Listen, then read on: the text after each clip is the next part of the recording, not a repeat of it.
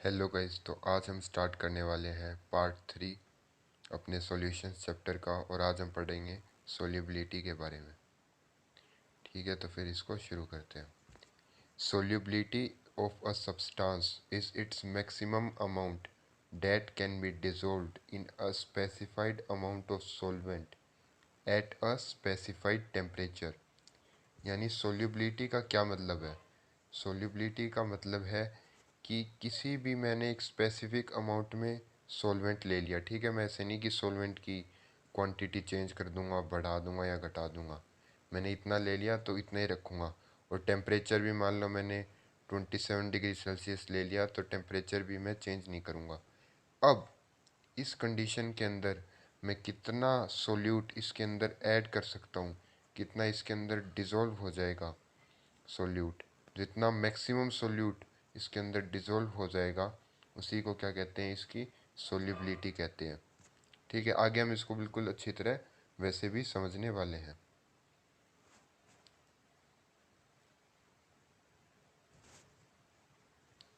It depends upon the nature of solute and solvent as well as temperature and pressure। यानी कि जो अपनी solubility है वो चार चीज़ों पे डिपेंड करती है। किस किस चीज़ पे? सबसे पहले डिपेंड करती है ये सोल्यूट के ऊपर, कि हम सोल्यूट का क्या नेचर है। ठीक है, सोल्यूट का क्या नेचर है, वो पोलर है या नॉन पोलर है। पोलर यानी कि उसके ऊपर कुछ चार्ज प्रेजेंट है, चाहे थोड़े बहुत भी हो, डेल्टा पॉजिटिव डेल्टा नेगेटिव। जैसे कि मैंने HCl ले लिया। ठीक है, तो HCl के अंदर इसके क्लोरीन की इलेक्ट्रोनेगेटिविटी ज़्यादा होती है। तो जो इलेक्ट्रॉन्स होंगे, जो भी इन दोनों के पास शेड पेयर ऑफ इलेक्ट्रॉन होंगे, तो क्लोरीन हल्का सा अपनी तरफ खींच लेगा। तो क्लोरीन पे, और इलेक्ट्रॉन का आपको पता ही है नेगेटिव चार्ज होता है, तो क्लोरीन पे डेल नेगेटिव यानी थोड़ा सा नेगेटिव चार्ज आ जाएगा। और हाइड्रोजन पे थोड़ा सा पॉजिटिव, क्योंकि हाइड्रोजन के भी इलेक्ट्रॉन हल्के से क्लोरीन की तरफ खींच लिए गए हैं, क्योंकि क्लोरीन ज़्यादा इलेक्ट्रोनेगेटिव है। तो इसके कारण इस जैसे कंपाउंड HCl जैसे कंपाउंड अपने पास कौन से हो जाते हैं, ये अपने पास पोलर हो जाते हैं। ठीक है, तो ऐसे ही कई पोलर होते हैं, कई नॉन पोलर होते हैं। अब नॉन पोलर कौन से होते हैं? नॉन पोलर वो होते हैं जिसके अंदर कोई वो नहीं होता, जैसे कि oxygen, double bond oxygen O2 में जानते हैं। ठीक है, तो O2 होता है नॉन पोलर, क्योंकि यहाँ पे भी ऑक्सीजन है, दूसरी तरफ भी ऑक्सीजन है, दोनों तरफ ऑक्सीजन है। तो यानी इन दोनों की इलेक्ट्रोनेगेटिविटी बराबर है, तो इनके बीच में जो शेयर्ड पेयर ऑफ इलेक्ट्रॉन्स होंगे उन वो दोनों बीच में ही रहेंगे।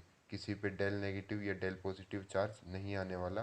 तो इसके कारण इनकी इलेक्ट्रोनेगेटिविटी सेम है, तो ये नॉन पोलर होंगे। इनके ऊपर कोई पोलैरिटी, कोई पॉजिटिव नेगेटिव चार्ज नहीं आने वाला। ठीक है, तो हमारी सोल्यूबिलिटी किस चीज़ पे डिपेंड करती है? Nature of solute and solvent, कि सोल्यूट और सोलवेंट पोलर है या नॉन पोलर है, एक पोलर है एक नॉन पोलर है, सब अच्छी तरह समझेंगे। इन दोनों चीज़ों के साथ एक तो नेचर हो गया, और दूसरा टेम्परेचर और प्रेशर पे भी सोल्यूबिलिटी डिपेंड करती है। सब डिटेल में हम आगे अच्छे से समझने वाले हैं। Let us consider the effect of these factors in the solution of a solid और a gas in the liquid. ठीक है, तो अब हम दो केस पढ़ने वाले हैं। हम दो केस। पहले केस के अंदर हम क्या करेंगे कि सॉलिड को, ठीक है, सॉलिड को हम मिक्स करेंगे लिक्विड के साथ। सॉलिड को लिक्विड के अंदर मिक्स करेंगे, यानी सॉलिड सोल्यूट होगा अपने पास और लिक्विड सॉल्वेंट होगा, और फिर हम अपना सॉल्यूशन तैयार हो जाएगा।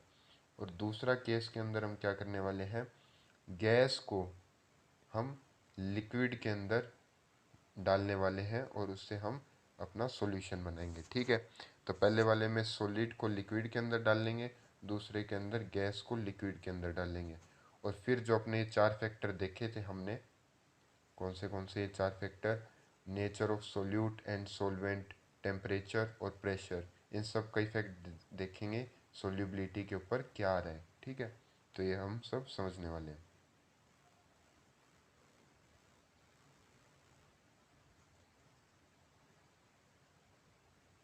तो पहला शुरू करते हैं, solubility of a solid in a liquid. ठीक है, every solid does not dissolve in a given liquid, यानी कि ज़रूरी नहीं कि हर सॉलिड सब्सटेंस लिक्विड के अंदर डिजोल्व ही हो। तो कौन से डिजोल्व होंगे और कौन से नहीं, आइए समझते हैं। When sodium chloride and while sodium chloride and sugar dissolve readily in water, naphthalene and anthracene do not। अब देखो, जैसे कि मेरे पास पानी है, ठीक है। अब पानी को आपको पता है H2O। मैंने आपको सोल्यूबिलिटी के बारे में क्या बताया था कि सोल्यूबिलिटी डिपेंड करती है nature of solute and solvent के, ठीक है। सोल्यूट और सोलवेंट का नेचर है, उस पर डिपेंड करती है अपनी सोल्यूबिलिटी। तो वही अब हम इस एग्जांपल से हम समझने वाले हैं, ठीक है। तो H2O अपना पोलर है। पोलर क्यों है? पोलर का मतलब सिंपल सा देसी भाषा में समझ लो कि उसके अंदर चार्ज मिलते हैं अपने को। कैसे चार्ज मिलेंगे? H2O आपको पता ही होगा बेसिक सा, H+ और OH- में टूटता है, ठीक है। तो यानी ये चार्ज वाला है, चार्ज वाला है मतलब ये पोलर है। और अब हम बात करते हैं सोडियम क्लोराइड। सोडियम क्लोराइड यानी कि अपना नमक NaCl। और सेम शुगर के साथ भी ऐसा ही होता है, शुगर भी टूट जाता है। सोडियम क्लोराइड किस में? Na+ और Cl- में टूट जाता है। अब देखो, ये भी चार्ज वाला है, ये भी चार्ज वाला, यानी कि H2O भी पोलर है, NaCl यानी कि सोडियम क्लोराइड भी पोलर है। तो ये दोनों पोलर हैं, तो पोलर पोलर एक दूसरे के अंदर डिसॉल्व हो जाएंगे। यानी कि इससे हमें क्या सीखने को मिला कि पोलर पोलर के अंदर सोल्यूबल होता है। ऐसे ही पानी के अंदर अगर हम शुगर डालेंगे तो वो भी सोल्यूबल होगी। तो इसका आप उल्टा भी समझ सकते हो कि पोलर नॉन पोलर के साथ डिसॉल्व नहीं होता, ठीक है। तो यहाँ से हम ये समझेंगे। एनसीईआरटी में भी यही लाइन लिखी हुई है।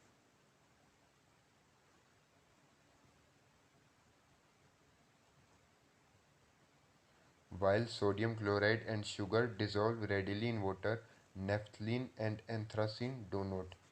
सोडियम क्लोराइड यानी कि नमक और चीनी पानी के अंदर, नमक और शुगर पानी के अंदर डिसॉल्व हो जाती है, लेकिन नेफ्थलीन और एंथ्रासीन नहीं होती।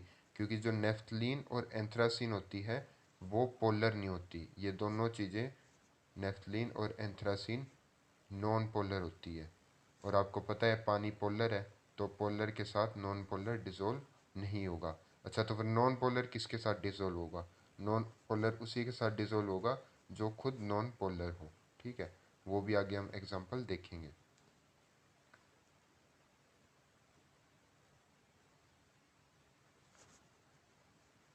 On the other hand, naphthalene and anthracene dissolve readily in benzene, but sodium chloride and sugar do not। तो यहाँ पे हमने क्या पढ़ा कि जो नेफ्थलीन और एंथ्रासीन है, जो पानी के अंदर डिसॉल्व नहीं हो रहे थे, वो बेंजीन के अंदर डिसॉल्व हो जाएंगे। क्यों हो जाएंगे? क्योंकि बेंजीन भी नॉन पोलर होता है, ठीक है।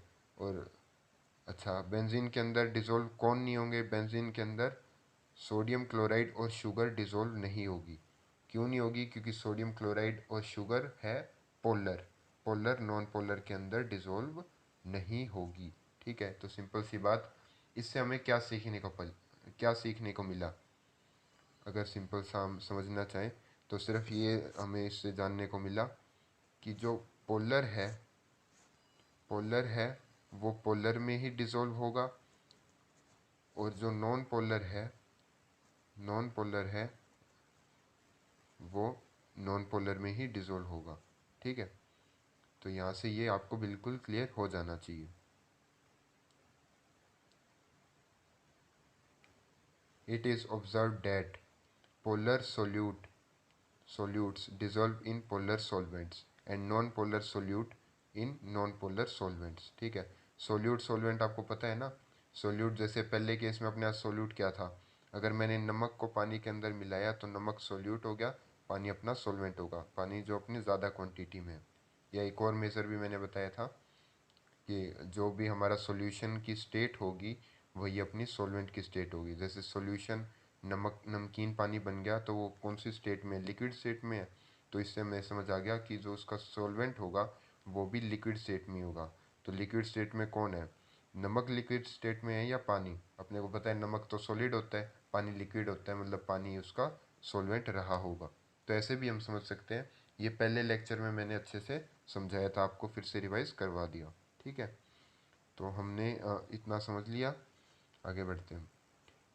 ये पढ़ ली थी ना लाइन, इट इज़ ऑब्जर्व्ड। हाँ ठीक है। In general a solute dissolves in a solvent if the intermolecular interactions are similar in the two, or we may say like dissolves like। हाँ तो ये भी, ये बात उसी से, ये पोलर नॉन पोलर वाली, कि अगर अपने सोल्यूट और सॉल्वेंट के बीच के इंटरमोलिकुलर इंट्रैक्शंस है, अगर वो एक जैसे से हुए तो वो अच्छे से एक दूसरे में डिज़ोल्व हो जाएंगे। या फिर कह लो कि लाइक लाइक में डिज़ोल्व होते हैं। जैसे पोलर पोलर में होता है, नॉन पोलर नॉन पोलर में होता है। तो पोलर वगैरह क्या है? ये सभी इंट्रैक्शन ही तो है, कि पोलर में पॉजिटिव नेगेटिव आ जाते हैं, नॉन पोलर में पॉजिटिव नेगेटिव वाले चार्जेस नहीं आते। तो जैसे पॉजिटिव नेगेटिव चार्ज आ गए तो फिर वो एक दूसरे में, पानी में भी पॉजिटिव नेगेटिव चार्ज आ गया, तो इसलिए वो एक दूसरे में अच्छे से डिसॉल्व हो जाता है, क्योंकि वो एक जैसा है, लाइक है। Like dissolves like. तो इसके अंदर यही लिखा गया है। तो इस चीज़ को ध्यान रखेंगे कि एक जैसी चीज़ें आपस में डिसॉल्व अच्छी तरह हो जाती है।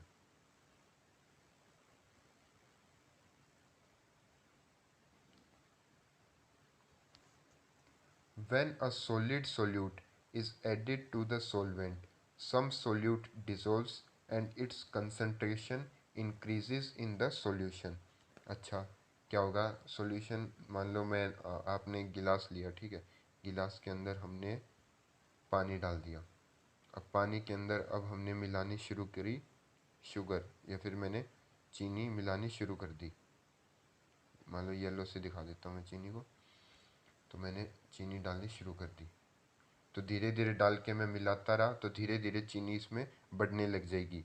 तो धीरे धीरे पानी में मिठास बढ़ने लग जाएगी। तो वही यहाँ पे लिखा गया है कि चीनी तो अपने पास सॉलिड होती है, ठीक है।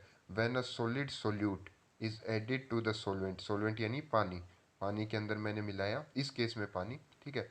Some solute dissolves and its concentration increases in the solution. यानी कि अब जैसे जैसे मैं चीनी को पानी के अंदर मिलाता जाऊंगा, धीरे धीरे पानी की मिठास बढ़ती जाएगी, यानी अपना जो सॉल्यूशन है वो कंसंट्रेटेड होता जा रहा है। ठीक है, कंसंट्रेटेड का मतलब ये होता है कि हमारी जो सोल्यूट की मात्रा है वो हमारे सॉल्वेंट या फिर सॉल्यूशन के अंदर धीरे धीरे बढ़ती जा रही है। ठीक है, तो उसी को ही हम कंसंट्रेटेड कहते हैं, कि वो अब उसमें हमारा सोल्यूट का अच्छी खासी मात्रा बढ़ चुकी है। ठीक है,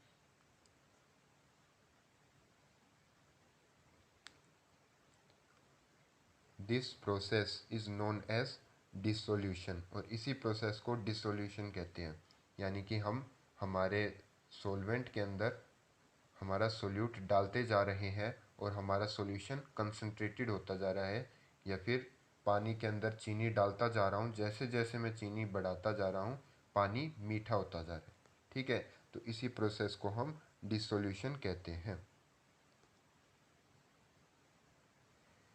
Some solute particles in solution collide with the solid solute particles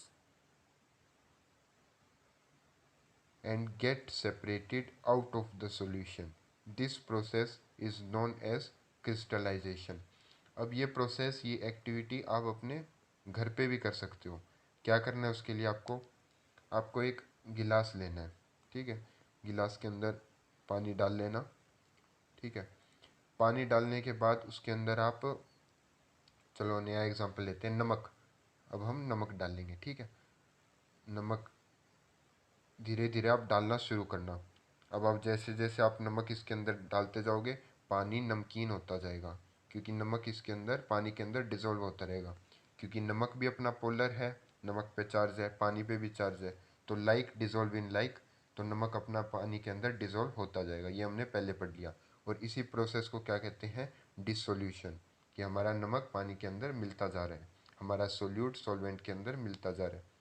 लेकिन एक टाइम के बाद क्या होगा कि आप देखना कि आप अब नमक तो मिलाते जा रहे हो, लेकिन वो पानी के अंदर घुल नहीं रहा, और वो पानी के अंदर एक तरफ बस अब इकट्ठा होता जा रहा है। ठीक है, पानी के अंदर वो घुल नहीं पा रहा, बस अब इकट्ठा हो रहा है और नमक ऐसे लग रहा है मानो कि अब पानी के अंदर घुल ही नहीं रहा हो।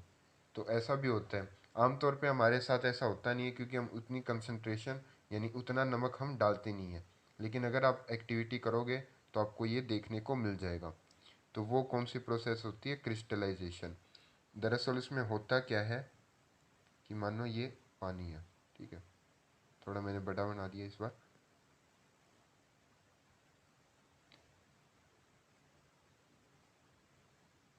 ठीक है, और जो येलो कलर में है ये वो नमक है जो पानी में घुल चुका है। ठीक है, ये वो नमक है जो पानी के अंदर घुल चुका है, येलो वाला।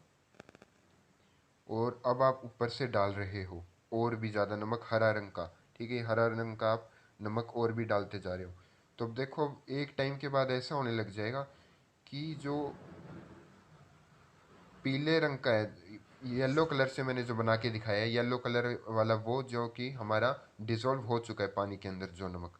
तो जो डिज़ोल्व हो चुका है हमारा नमक, अब क्या होगा, वो डिज़ोल्व हुआ हुआ नमक जो हमने ऊपर से बाद में नमक डाला है, जो भी डिज़ोल्व नहीं हो रहा, उसके साथ कोलाइड करेगा, उसके साथ टकराएगा और वो साइड में जाके डिपॉजिट हो जाएगा।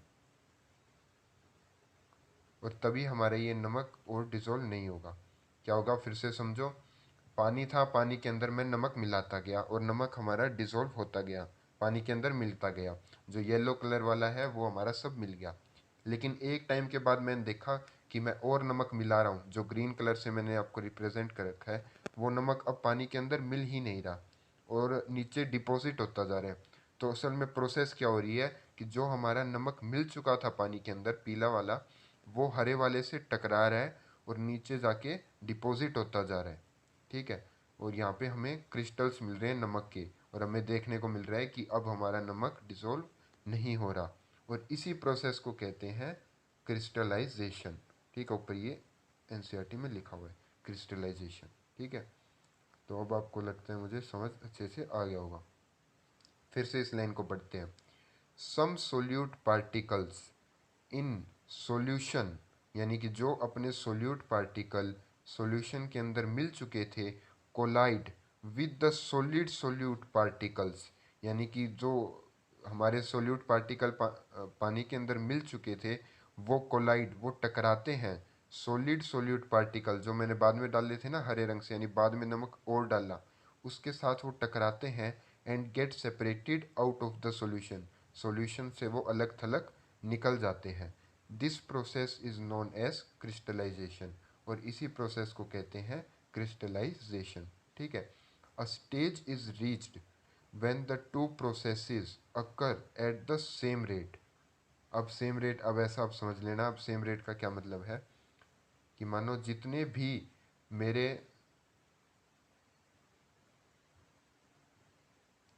पानी के अंदर, अगर मेरे मान लो पाँच पांच जो नमक के पार्टिकल हैं, ठीक है, पांच जो नमक के पार्टिकल अगर पानी के अंदर डिसॉल्व हो रहे हैं, मिल रहे हैं, मिलना क्या होता है? डिसोल्यूशन, जो मैंने पढ़ाया था ना आपको कि मिल जाते हैं पानी के अंदर।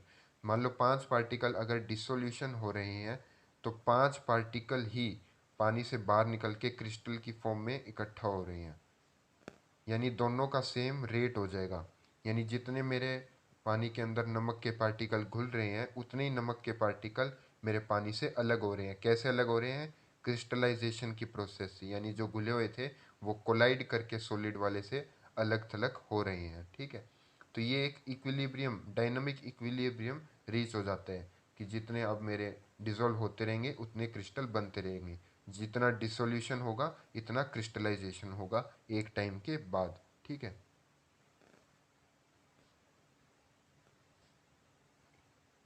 ठीक है, स्टेज यहाँ पे दोनों के सेम रेट होंगे। Under such conditions number of solute particles going into the solution will be equal to the solute particles separating out and a state of dynamic equilibrium is reached. यही मैंने आपको समझाया था कि जितने सोल्यूट पार्टिकल हमारे solution में जाएंगे उतने ही सोल्यूट पार्टिकल सेपरेट हो जाएंगे और एक स्टेट आएगी डायनामिक इक्विलिब्रियम की, इज रीच्ड। डायनामिक का मतलब है कि चलता रह रहा है। मतलब आपको देखने में तो लगेगा कि कुछ हो ही नहीं रहा, क्योंकि पांच ही जो डिसॉल्व होंगे तो पांच आपको दिखेंगे, क्रिस्टल बन गए। तो आपको दिखेगा नहीं, अब आपको तो लगेगा कि कुछ भी नहीं हो रहा इस पानी के अंदर। मैंने पांच डाले इसके अंदर, तो वो पांच के पांच ऐसे ही नीचे गिरे हुए हैं, हमें पता थोड़ी लगेगा कि ये पांच डिसॉल्व हो गए और कोई और पांच नमक के पार्टिकल्स साइड में क्रिस्टलाइज हो गए हैं। ठीक है, हमें पता नहीं लगेगा, लेकिन असल में ये हो रहा होता है कि जो वो पांच डाले वो तो डिसॉल्व होंगे, लेकिन कोई और पांच भिड़ के एक दूसरे के साथ निकल जाएंगे। तो इसीलिए हमने इसको डायनेमिक कहा। डायनेमिक मतलब ये चलता रहता है, लगता है कि चल नहीं रहा, लेकिन ये चलता रहता है, क्योंकि दोनों की प्रोसेस इक्वल होती है। डिसोल्यूशन इक्वल टू क्रिस्टलाइजेशन, जितना हमारा डिसॉल्व होगा उतना ही, ना कम ना ज़्यादा, क्रिस्टल में निकल जाएगा। ठीक है, तो इसीलिए हमने इसको डायनामिक इक्विलिब्रियम कहा। तो इसका रिप्रेजेंट भी किया गया है, solute plus solvent is solution, और बीच में ये इक्विलिब्रियम का प्रोसेस। ठीक है, तो यानी कि जितना ये इतना बन रहा है, हमारा सॉल्यूशन तैयार हो रहा है घुल के, उतने ही हमारे सोल्यूट वापस निकल रहे हैं। सोलवेंट और सोल्यूट उतना ही वापस हमें दिख रहा है। सोलवेंट तो है ही ना अपना, पानी तो उसके अंदर है ही। ठीक है,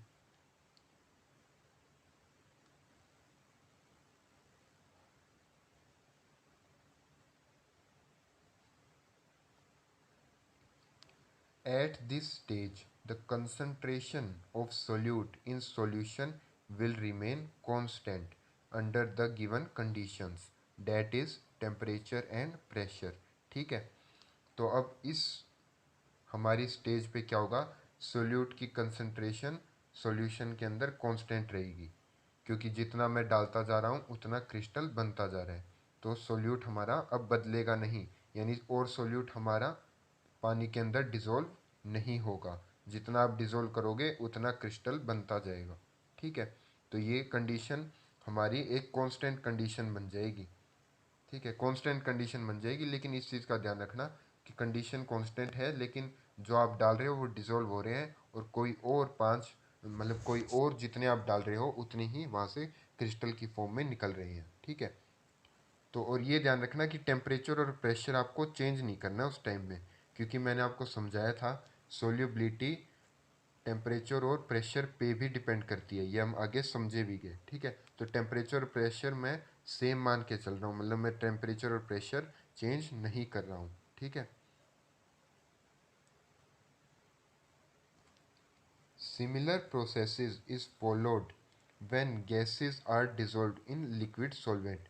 तो ऐसी ही कुछ प्रोसेस, अभी तो मैं सॉलिड को लिक्विड के अंदर मिला रहा हूँ, कुछ कुछ ऐसी ही प्रोसेस हमें जब हम गैस को लिक्विड के अंदर मिलाएंगे तो भी देखने को मिलेगी। वो एक अलग टॉपिक है, आगे आएगा, उसको भी हम अच्छे से समझेंगे।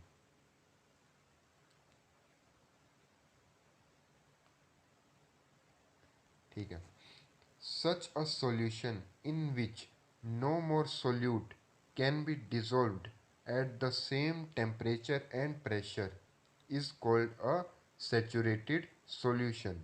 ठीक है, तो अब हमारे पास एक नया टर्म आ गया, सेचुरेटेड सॉल्यूशन। लेकिन अगर आपने ध्यान दिया हो तो आपको ये समझ आ चुका है, यानी कि एक ऐसा अब मेरे पास टाइम आ चुका है कि अब मैं जितना भी, मतलब मैंने शुरू में डाला, नमक घोलता रहा, लेकिन अब मैं जितना और नमक डालूंगा वो नमक उतना का उतना ही मुझे दिखेगा दिखेगा, क्योंकि जितना डिज़ोल्व हो रहा है उतना क्रिस्टल बन रहा है। यानी अब मेरा नमक डालने का कोई फ़ायदा नहीं, क्योंकि उतना का उतना क्रिस्टल बनता जा रहा है। यानी कि अब ये ऐसी स्टेट आ चुकी है कि मेरे सॉल्यूशन में मैं और नमक डिज़ोल्व कर ही नहीं सकता। जितना डिज़ोल्व करूँगा उतना क्रिस्टल दोबारा बनता जाएगा, क्योंकि एक इक्विलिब्रियम आ चुका है। तो इसी को ही मैं सेचूरेटेड सॉल्यूशन कहूँगा। ठीक है, इसी को ही मैं सेचूरेटेड सॉल्यूशन कहूँगा। अच्छा, an unsaturated solution is the one in which more solute can be dissolved at the same temperature। ठीक है, अच्छा, अनसेचुरेटेड, अब सिंपल सी बात है, अनसेचुरेटेड तो हम आम जिंदगी में देखते ही हैं सॉल्यूशन। यानी कि मैंने मान लो थोड़ा सा नमक मिलाया और वो डिज़ोल्व हो गया। अब मैं और चाहूँ तो और नमक मैं मिला सकता हूँ, लेकिन मैं मिला नहीं रहा, कि मेरे को इतनी नमक की ज़रूरत थी, मैंने इतना ही मिलाया। लेकिन अगर मैं चाहूँ और नमक मिलाना, तो वो भी डिजोल्व हो जाएगा, उसमें भी कोई प्रॉब्लम नहीं है, बस मैं मिला नहीं रहा। तो इस सॉल्यूशन को कहूँगा मैं अनसेचुरेटेड सॉल्यूशन। ठीक है, कि मैं और मिला सकता हूँ और मिल भी जाएगा, लेकिन मैं मिला नहीं रहा। अगर मैं बहुत ज़्यादा मिलाता जाऊँगा, इसमें मिलता जाएगा, तो कुछ टाइम बाद अपना सेचुरेटेड सॉल्यूशन बन जाएगा। यानी कि इसके बाद अगर मैं और मिलाऊंगा तो वो नहीं मिलेगा। ठीक है, तो शुरू में अनसेचुरेटेड सॉल्यूशन होता है, मैं और सोल्यूट डालता जाऊंगा, तब एक टाइम आएगा कि वो अनसेचुरेटेड सॉल्यूशन सेचुरेटेड में कन्वर्ट हो जाएगा। ठीक है।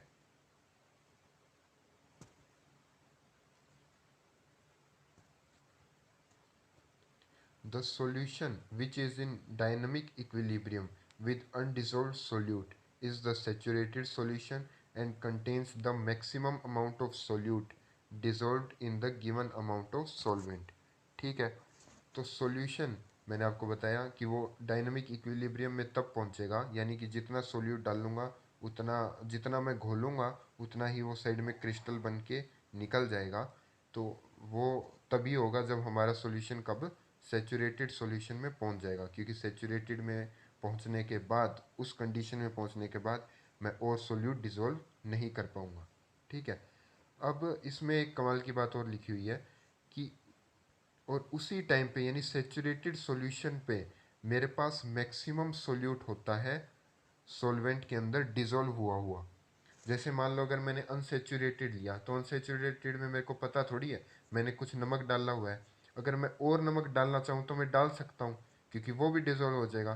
तो यहाँ पे मैक्सिमम अमाउंट थोड़ी है सोल्यूट की सॉल्वेंट के अंदर। लेकिन जब सेचुरेटेड सॉल्यूशन हो जाएगा तो मेरे पास सोल्यूट की मैक्सिमम अमाउंट होगी सॉल्वेंट के अंदर, क्योंकि अगर मैं उससे ज़्यादा सोल्यूट डालने की कोशिश करूँगा तो सॉल्वेंट में डिसॉल्व होगा ही नहीं। तो यानी सेचुरेटेड सॉल्यूशन में मेरे पास सोल्यूट की मैक्सिमम अमाउंट होती है सॉल्वेंट के अंदर या अपने सॉल्यूशन के अंदर। ठीक है।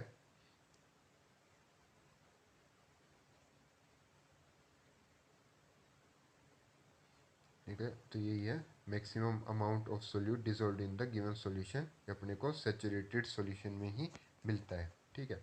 Does the concentration of solute in such a solution is it's solubility. और इसी को ही मैं डिफाइन करता हूँ सोलिबिलिटी से, कि कितना सोल्यूट मेरा सॉल्यूशन के अंदर डिसॉल्व हो गया है, वही उसकी सोलिबिलिटी कहूँगा। कितना मैक्सिमम सोल्यूट मेरा डिसॉल्व हो चुका है। तो इसके अंदर मैं अनसेचुरेटेड सॉल्यूशन के अंदर मैं सोलिबिलिटी की बात नहीं करता, मैं सेचुरेटेड सॉल्यूशन के अंदर सोलिबिलिटी की बात करता हूँ, क्योंकि सेचुरेटेड सॉल्यूशन में ही मुझे पता चलता है कि कितना मेरा मैक्सिमम सोल्यूट है जो मेरा सॉल्वेंट के अंदर या सॉल्यूशन के अंदर डिसॉल्व हो चुका है। क्योंकि सेचुरेटेड सॉल्यूशन के बाद मैं और सोल्यूट मिलाऊंगा तो वो मेरे सॉल्वेंट में डिसॉल्व नहीं होगा। तो उसी टाइम पे मेरे को पता चल जाएगा कि मेरे सॉल्यूशन की कितनी सोल्यूबिलिटी है।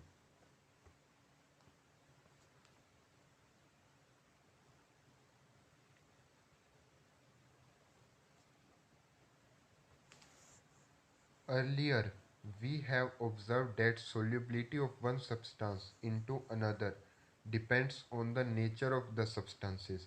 हमने पहले ये सीख लिया था कि solubility किस पे, चार चीज़ों पे डिपेंड करती है ना, कि नेचर ऑफ सोल्यूट क्या है, सॉल्वेंट क्या है, टेम्परेचर क्या है, प्रेशर क्या है। सोल्यूट सॉल्वेंट का आपको समझा दिया था कि लाइक डिजोल्व इन लाइक, अगर पोलर सोल्यूट है तो पोलर सॉल्वेंट में डिजोल्व होगा, नॉन पोलर सोल्यूट है तो नॉन पोलर सॉल्वेंट में डिजोल्व होगा। तो ये लाइन हमने पहले भी समझ ली थी। ठीक है। ठीक है, ये हो गया, अर्लियर वी हैव ऑब्जर्व। ठीक है। In addition to these variables, two other parameter that is temperature and pressure also control this phenomenon। और टेम्परेचर और प्रेशर भी सोलिबिलिटी पे इफेक्ट डालते हैं, ये भी मैंने आपको बता दिया। अब हम समझेंगे कि कैसे डालते हैं।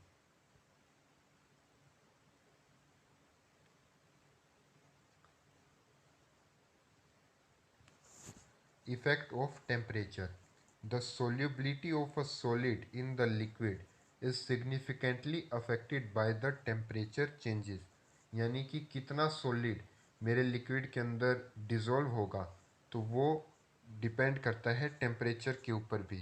यानी टेम्परेचर का अच्छा खासा रोल होता है हमारे सोल्यूबिलिटी के ऊपर कि कितना सोल्यूट हमारा सॉल्वेंट के अंदर डिसॉल्व हो जाएगा।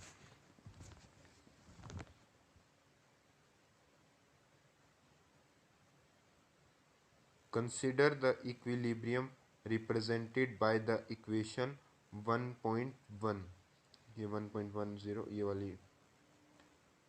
ये वाली इक्वेशन है, यानी ये हमारी कब कब की इक्वेशन है, ये सेचुरेटेड सॉल्यूशन की इक्वेशन अपनी है, क्योंकि यहाँ पे ही अपना आगे और नहीं होता, यानी जितना भी मैं सोल्यूट डाल लूँगा उतना ही वो निकलता जाएगा। तो ये वाली अपनी सेचुरेटेड सॉल्यूशन की इक्वेशन है, solute plus solvent dynamic equilibrium में है सॉल्यूशन के साथ।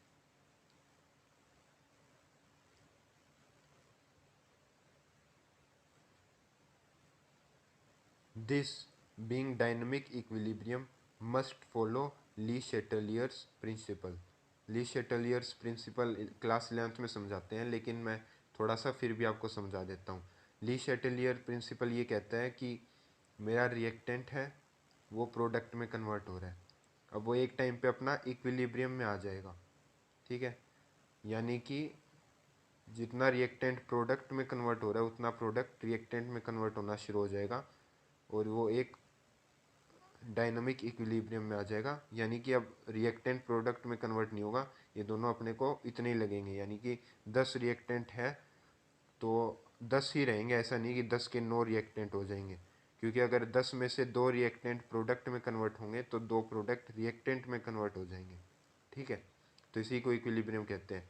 तो ली शेटेलियर प्रिंसिपल कहता है कि अगर आप इक्विलिब्रियम को डिस्टर्ब करते हो किसी भी तरीके से, मान लो मैंने अब छेड़खानी की, मैंने सिस्टम के अंदर रिएक्टेंट बाहर से और ज़्यादा डाल दिया, तो वो रिएक्टेंट प्रोडक्ट में कन्वर्ट हो जाएगा और फिर से एक और इक्विलिब्रियम में आ जाएगा, ठीक है, फिर से एक और इक्विलिब्रियम में वो आ जाएगा।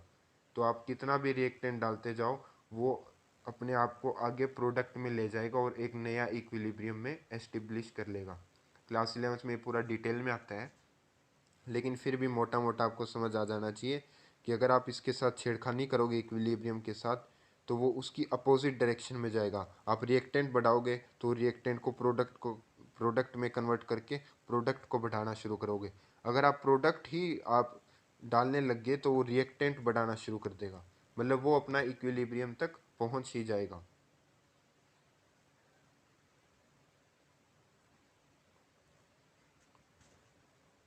In general, if in a nearly saturated solution the dissolution process is endothermic, delta H solution greater than 0, the solubility should increase with the rise in temperature, and if it is exothermic, delta H solution अगर 0 से कम हो, the solubility should decrease।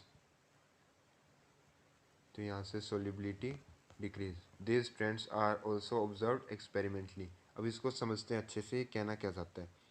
देखो हमारे पास solution दो तरीके के हो सकते हैं। एक तो जैसे ही हम डिसोल्यूशन कर रहे हैं, यानी कि हमारा सॉल्यूट को हम मिलाते जा रहे हैं हमारे सॉल्वेंट के अंदर, तो हीट क्या होगी, हीट देनी पड़ेगी, वो सॉल्यूशन हमारा हीट को मांगेगा।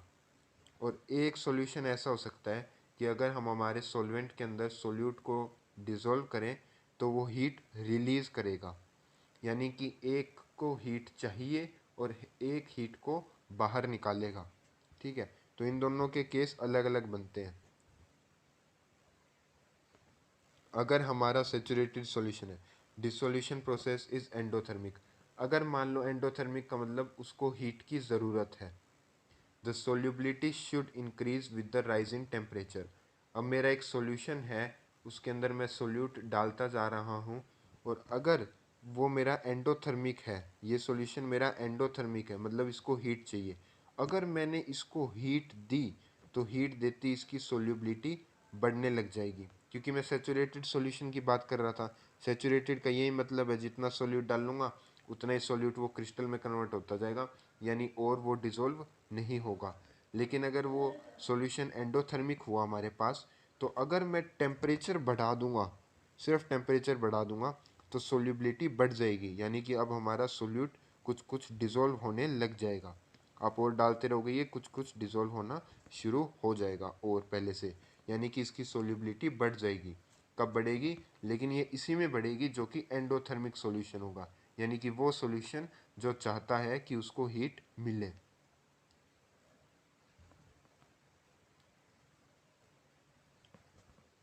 और अगर दूसरी तरफ मैं दूसरा सॉल्यूशन लूँ जिसके अंदर एक्सोथर्मिक हो, यानी कि जो हीट निकालता है, मैं सोल्यूट डालता हूँ और हीट निकलती है डिसोल्यूशन के साथ, यानी कि सोल्यूट सॉल्वेंट में मिलता है और हीट बाहर निकलती है, मतलब इसके पास ऑलरेडी बहुत ज़्यादा हीट है।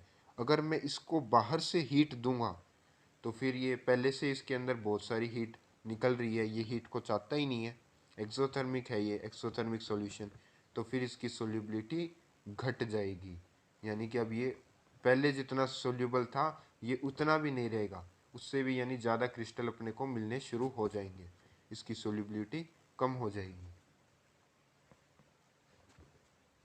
तो इसके अंदर हमने टेम्परेचर वाला भी पढ़ लिया। टेम्परेचर वाला हमारा डिपेंड करता है कैसा टाइप का सॉल्यूशन है, एक्सोथर्मिक है या एंडोथर्मिक है। एंडोथर्मिक यानी कि उसको हीट चाहिए, ठीक है, अगर हीट दोगे उसको आप तो सोल्यूबिलिटी और बढ़ा देगा। एक्सोथर्मिक जो खुद हीट निकाल रहा है, यानी वो खुद ही निकाल रहा है तो उसको पसंद नहीं है, अगर आप इसको हीट दोगे तो इससे सोल्यूबिलिटी इसकी कम हो जाएगी।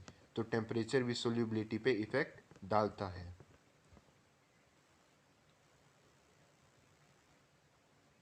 ठीक है, ये यहाँ पे लिखा भी हुआ है, इफ एक्सोथर्मिक यानी कि द सोल्यूबिलिटी शुड डिक्रीज, अगर मैं टेम्परेचर बढ़ाऊंगा।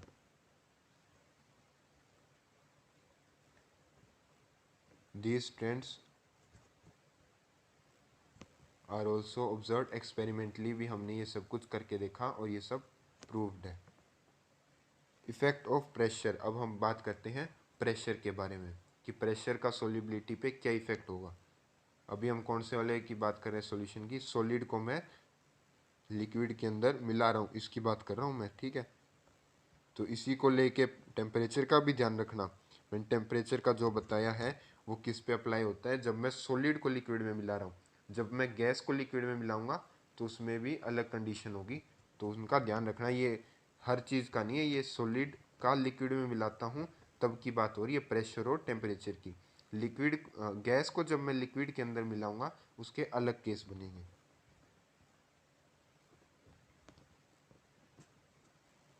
Effect of pressure. Pressure does not have any significant effect on solubility of solids in liquid.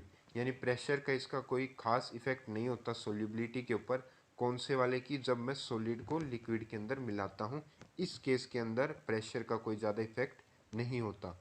It is so because solid and liquid are highly incompressible and practically remained unaffected by changes in pressure।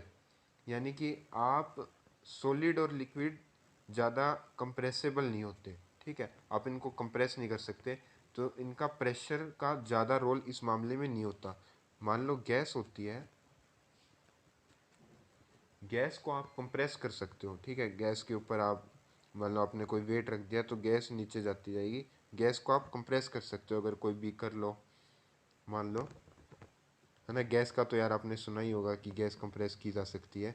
इसका मैंने लिया, यहाँ पे मैंने gas भर रखी है, ठीक है, और मैंने ऊपर से इसके ऊपर वज़न रख दिया, ठीक है, यहाँ से ढक के इसको वज़न रख दिया, तो ये वज़न के साथ नीचे जाता जाएगा और गैस कैसे कंप्रेस होती जाएगी, गैस के मॉलिक्यूल पास पास में आ जाएंगे और गैस अपनी कंप्रेस हो जाएगी।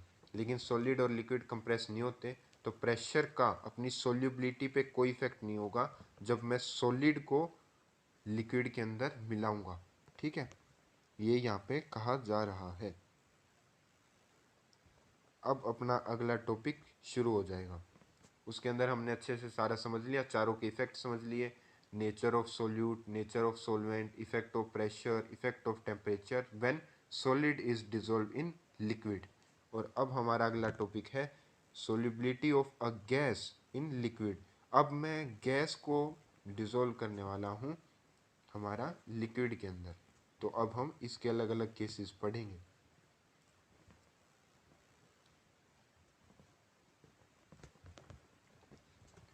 Many gases dissolve in water ठीक है, कई गैस होती है जो पानी के अंदर डिजोल्व हो जाती है।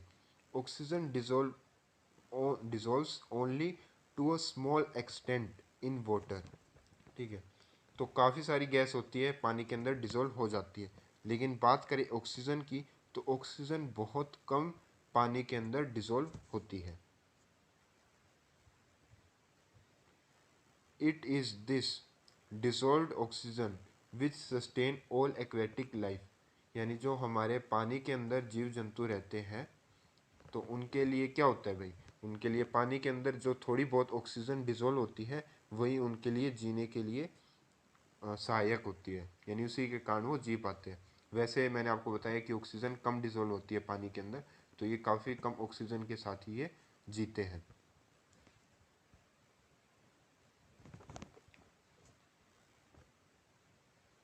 On the other hand hydrogen chloride gas HCl is highly soluble in water. ठीक है, तो HCl हाईली सोल्यूबल होती है वाटर के अंदर, यानी HCl पानी के अंदर सोल्यूबल होती है। अब ये आपको समझ आना चाहिए अगर आपने मेरी बातें ध्यान से सुनी है। ऑक्सीजन क्यों अच्छे से पानी के अंदर डिजोल्व नहीं होती और HCl हाइड्रोजन क्लोराइड गैस पानी के अंदर डिजोल्व क्यों होती है? याद करो मैंने क्या सिखाया था आपको, लाइक डिजोल्व इन लाइक। ठीक है, ऑक्सीजन क्या है, नॉन पोलर है भाई, इसके अंदर कोई पोलैरिटी नहीं है, दोनों तरफ सेम इलेक्ट्रोनेगेटिव है ऑक्सीजन ऑक्सीजन, तो ये पोलर नहीं है।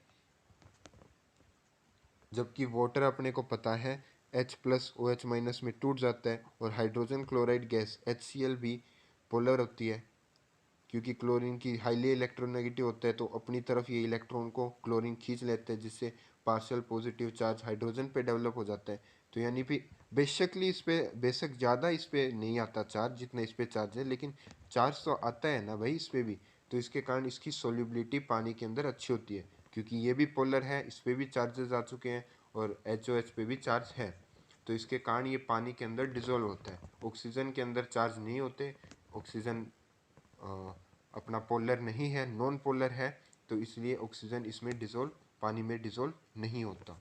ठीक है, तो यही बात इसमें यहाँ पे आई थी कि HCl is highly soluble in water, क्योंकि HCl भी पोलर है, पानी भी पोलर है। Solubility of gases in liquid is greatly affected by pressure and temperature। अब बताया कि अगर मैंने गैस को लिक्विड के अंदर डिसॉल्व किया तो वो उसके अंदर भी सोल्यूबिलिटी पे, उसके नेचर तो होता ही है दोनों का कि सोल्यूट और सोलवेंट के नेचर पे तो डिपेंड करता ही है। जैसे कि मैंने बताया ऑक्सीजन तो गैस है, ये भी डिसॉल्व पानी में नहीं होती, लेकिन HCl गैस पानी में डिसॉल्व हो जाती है। तो नेचर की हमने बात कर ली। अब हम बात करते हैं कि जो हमारा टेम्परेचर है और प्रेशर है वो भी अच्छा खासा इफेक्ट डालते हैं किसकी, solubility of gas in liquid के अंदर। पिछली बार प्रेशर इफेक्ट नहीं डाल रहा था, सॉलिड क्या लिक्विड के अंदर अगर मैं डिसॉल्व कर रहा हूँ तो उसकी सोल्यूबिलिटी पे प्रेशर इफेक्ट नहीं डाल रहा था, क्योंकि प्रेशर जो सॉलिड और लिक्विड है वो इनकम्प्रेसिबल है, यानी वो कंप्रेस नहीं हो सकते, लेकिन गैस अपनी कंप्रेस हो सकती है, जो कि मैंने आपको पहले अच्छे से समझाया था। तो इसलिए प्रेशर भी अच्छा इफेक्ट डालता है सोल्यूबिलिटी किसकी, अगर गैस को मैं लिक्विड के अंदर मिलाना चाहूँ तो प्रेशर का अच्छा खासा इफेक्ट होता है।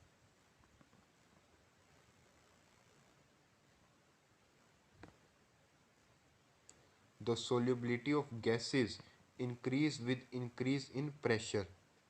तो यहाँ पे लिख दिया है भाई कि गैस की सोल्यूबिलिटी बढ़ जाएगी अगर मैं प्रेशर को बढ़ाऊंगा, यानी प्रेशर बढ़ाने से मेरी गैस की सोल्यूबिलिटी बढ़ जाएगी। इसके अंदर आगे एक दे भी रखा है एग्जांपल के साथ, आपको दिखाता हूँ मैं, नीचे आएगा ये भी आगे। For solution of gases in a solvent consider a system as shown in figure 1.1a। तो अब हम देखते हैं फिगर 1.1a।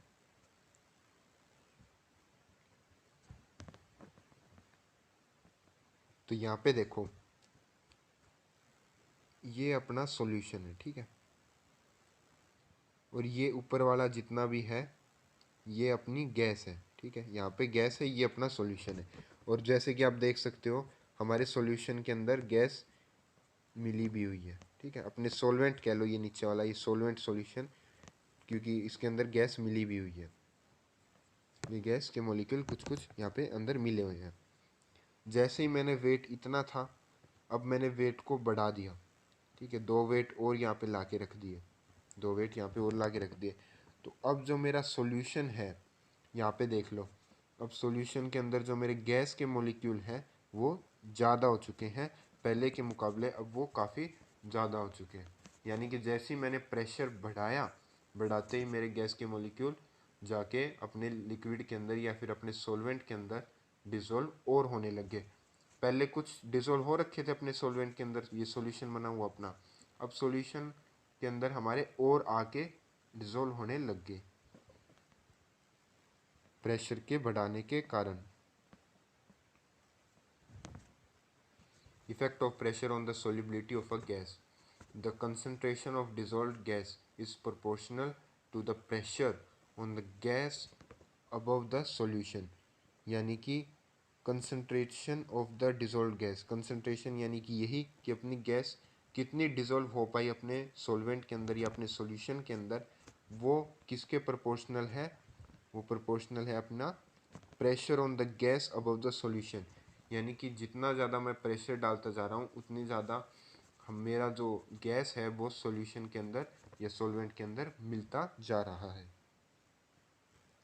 तो ये अपना जितना भी सोल्यूबिलिटी है वो डायरेक्टली प्रोपोर्शनल है प्रेशर के, जितना ज़्यादा प्रेशर उतनी ज़्यादा सोल्यूबिलिटी।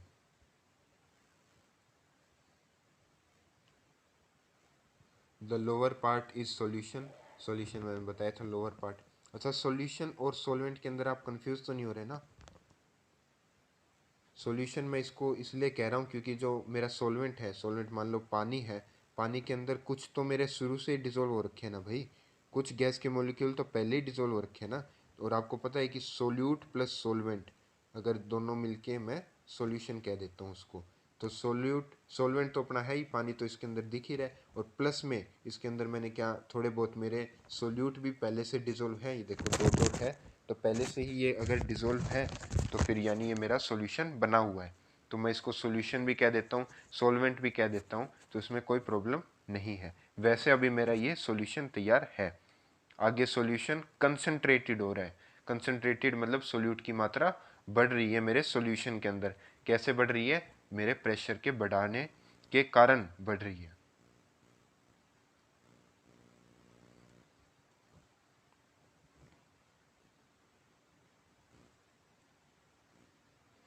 ठीक है, तो ये lower part is solution and the upper part is gaseous system at a pressure P and temperature T। ठीक है, तो ऊपर वाले अपने गैस था ऊपर और नीचे अपना सॉल्यूशन था। Assume this system to be a state of dynamic equilibrium that is under this condition rate of gaseous particles entering and leaving the solution phase is the same। देखो इसको समझो, ठीक है। दूसरे वाले केस को मारो गोली, मैं सिर्फ इतने से केस की बात कर रहा हूँ अब। इस केस में क्या है, ये डायनेमिक इक्विलिब्रियम में रीच हो चुका है, मतलब जितना मेरा यहाँ से गैस के मॉलिक्यूल इसके अंदर डिजोल्व हो रहे हैं उतने ही गैस के मॉलिक्यूल मेरे यहाँ से बाहर जा रहे हैं, क्योंकि मैं बता रहा हूँ कि एक टाइम के बाद अपना सॉल्यूशन इक्विलिब्रियम में आ जाता है। हमें दिखता है कि कुछ नहीं हो रहा, लेकिन असल में ये जा रहे होते हैं, कुछ डिजोल्व हो रहे होते हैं, लेकिन उतने ही बाहर निकल जाते हैं, इसलिए अपने को पता नहीं चलता। लेकिन हमेशा ये प्रोसेस चलती रहती है, कुछ अंदर जाते हैं और उतने ही बाहर निकलते जाते हैं, तो ऐसा ये हो रहा है। ठीक है,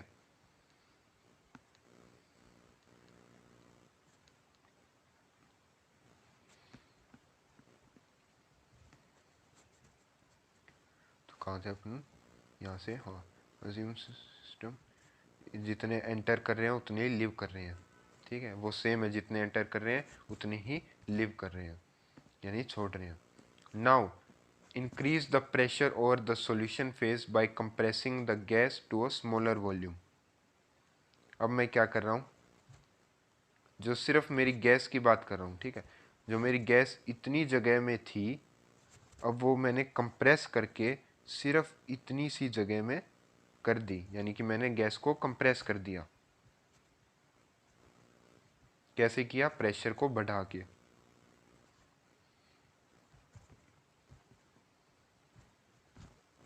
to a smaller volume, smaller volume पे मैंने इसको कंप्रेस कर दिया।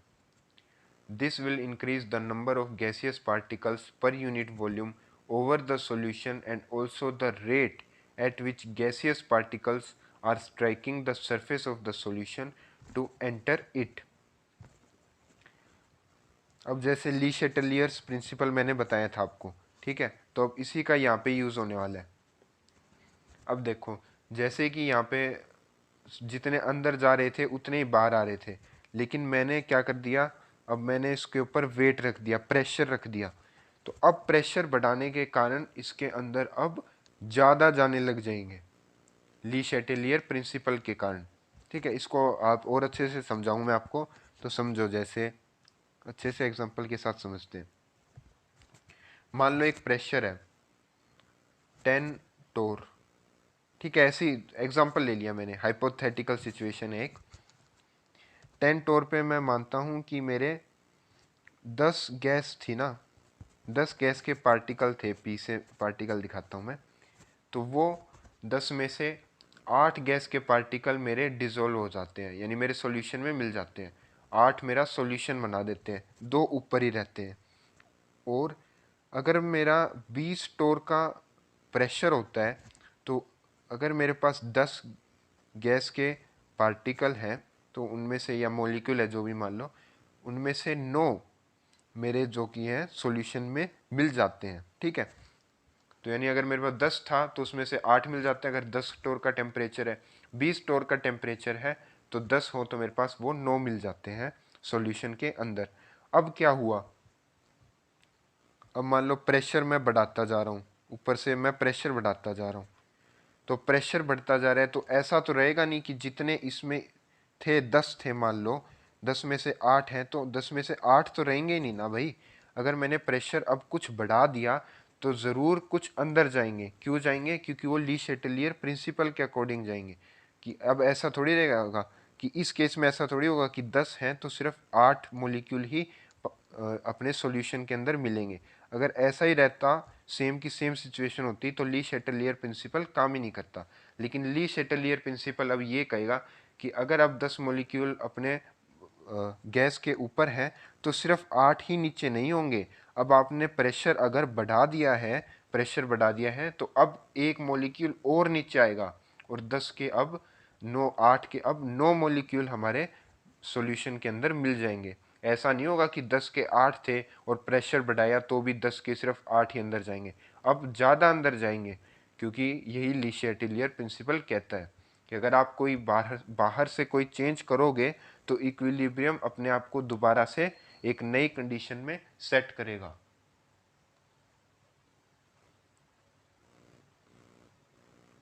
ठीक है,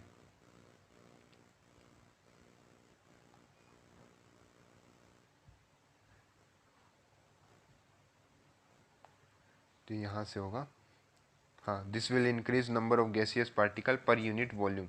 पर यूनिट वॉल्यूम में हमारे गैसियस पार्टिकल बढ़ जाएंगे। जैसे कि अगर मैं इतना सा वॉल्यूम कंसीडर कर रहा हूँ, इतना सा, तो पहले से इतने में कितने हैं, 1 2 3 4 5, 5 ही आए, और अब इतना सा अगर मैं कंसीडर करूँ पर यूनिट वॉल्यूम में, तो बहुत सारे ज़्यादा हो गए अब। ठीक है, गैस पार्टिकल्स।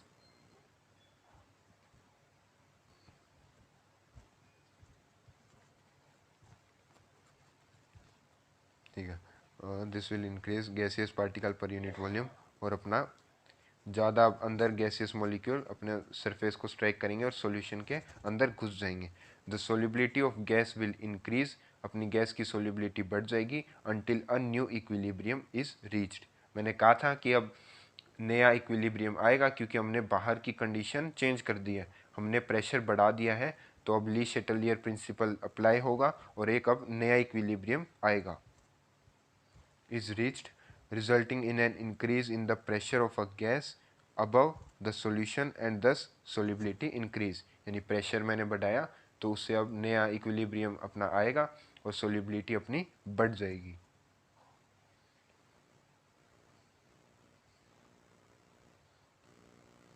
ठीक है,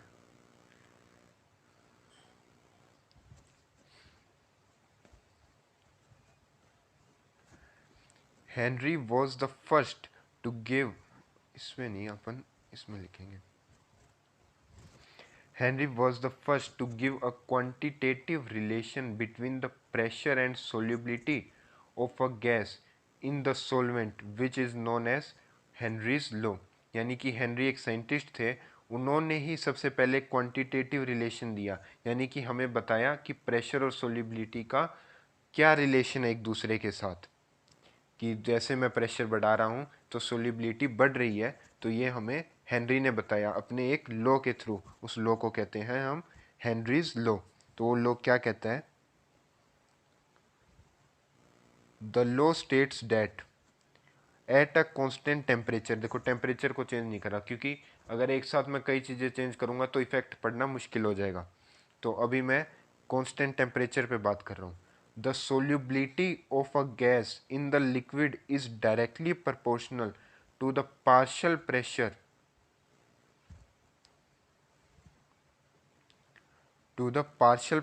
of the gas present above the surface of the liquid और solution। ठीक है, तो अब इससे पहले आपको समझना पड़ेगा पार्शियल प्रेशर क्या होता है। ठीक है, वैसे तो बेसिक है लेकिन मैं फिर भी आपको समझा देता हूँ। मान लो अब आपके पास एक रूम है, अब रूम के अंदर नाइट्रोजन गैस भी होगी, ऑक्सीजन गैस भी होगी, ठीक है, कार्बन डाइऑक्साइड गैस भी होगी, अलग अलग गैस होगी। तो इस रूम के ऊपर ये गैस कुछ प्रेशर लगाएगी, इस रूम की वॉल के ऊपर गैस है तो कुछ ना कुछ इनका प्रेशर भी होगा। तो पार्शियल प्रेशर का मतलब ये होता है कि इतना ही रूम है। अगर मैं कहूँ कि पार्शियल प्रेशर ऑक्सीजन गैस का बताओ, तो पार्शियल प्रेशर ऑक्सीजन का मतलब होता है कि इतना ही रूम है, लेकिन इस रूम में सिर्फ एक गैस है, वो कौन सी? Oxygen gas. और सिर्फ ऑक्सीजन गैस इस रूम में कितना प्रेशर लगा रही है, उसी प्रेशर को मैं कहूँगा पार्शियल प्रेशर ऑफ ऑक्सीजन। यानी कि पार्शियल प्रेशर का मतलब ये होता है कि उतनी ही जगह हो लेकिन सिर्फ वो एक गैस हो, तो उसी का प्रेशर क्या होता है? Partial pressure. जैसे कि इस केस में बताऊं, अब जैसे मैंने इतनी सी, अगर मैंने यहाँ पे गैस माननी है तो ज़रूरी थोड़ी है इधर सिर्फ एक गैस हो, इधर मान लो 20 गैस हो, क्या अब तक कितनी गैस हो यहाँ पे।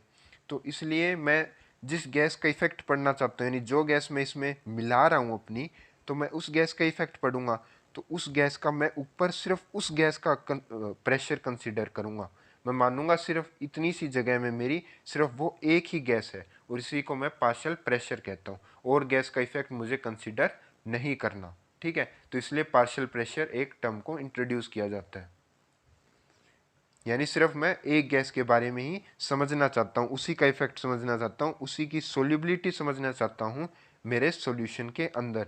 The solubility of a gas यानी एक गैस की बात कर रहा हूँ, in a liquid is directly proportional to the partial pressure of the gas present above the surface of liquid और सॉल्यूशन। यानी कि सोल्यूबिलिटी किसी गैस की सोल्यूबिलिटी उस लिक्विड के अंदर कितनी होगी, वो डिपेंड करेगा उसका पार्शियल प्रेशर, यानी और कोई गैस को मैं कंसीडर नहीं कर रहा हूँ, उसका पार्शियल प्रेशर उस लिक्विड के ऊपर जो वो गैस बना रही है। यानी ये गैस इस लिक्विड के ऊपर कुछ प्रेशर लगा रही है, इसी प्रेशर को मैं पार्शियल प्रेशर कहता हूँ। एक गैस है ना, एक गैस का कंसीडर कर रहा हूँ मैं, इसलिए तो ये इसकी सोल्यूबिलिटी बताएगी। तो यही पार्शियल प्रेशर उसका डायरेक्टली प्रोपोर्शनल होता है उसकी सोल्यूबिलिटी के ऊपर। ठीक है,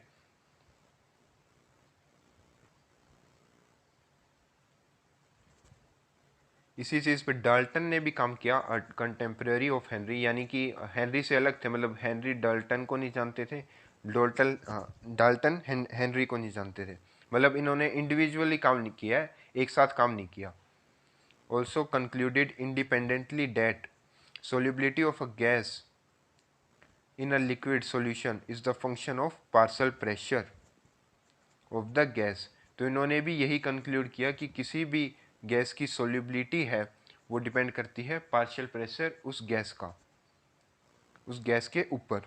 तो उसी इन्होंने भी यही कहीं ना कहीं अलग से अपना कंक्लूड, उन्होंने भी डाल्टन ने भी यही कंक्लूड किया।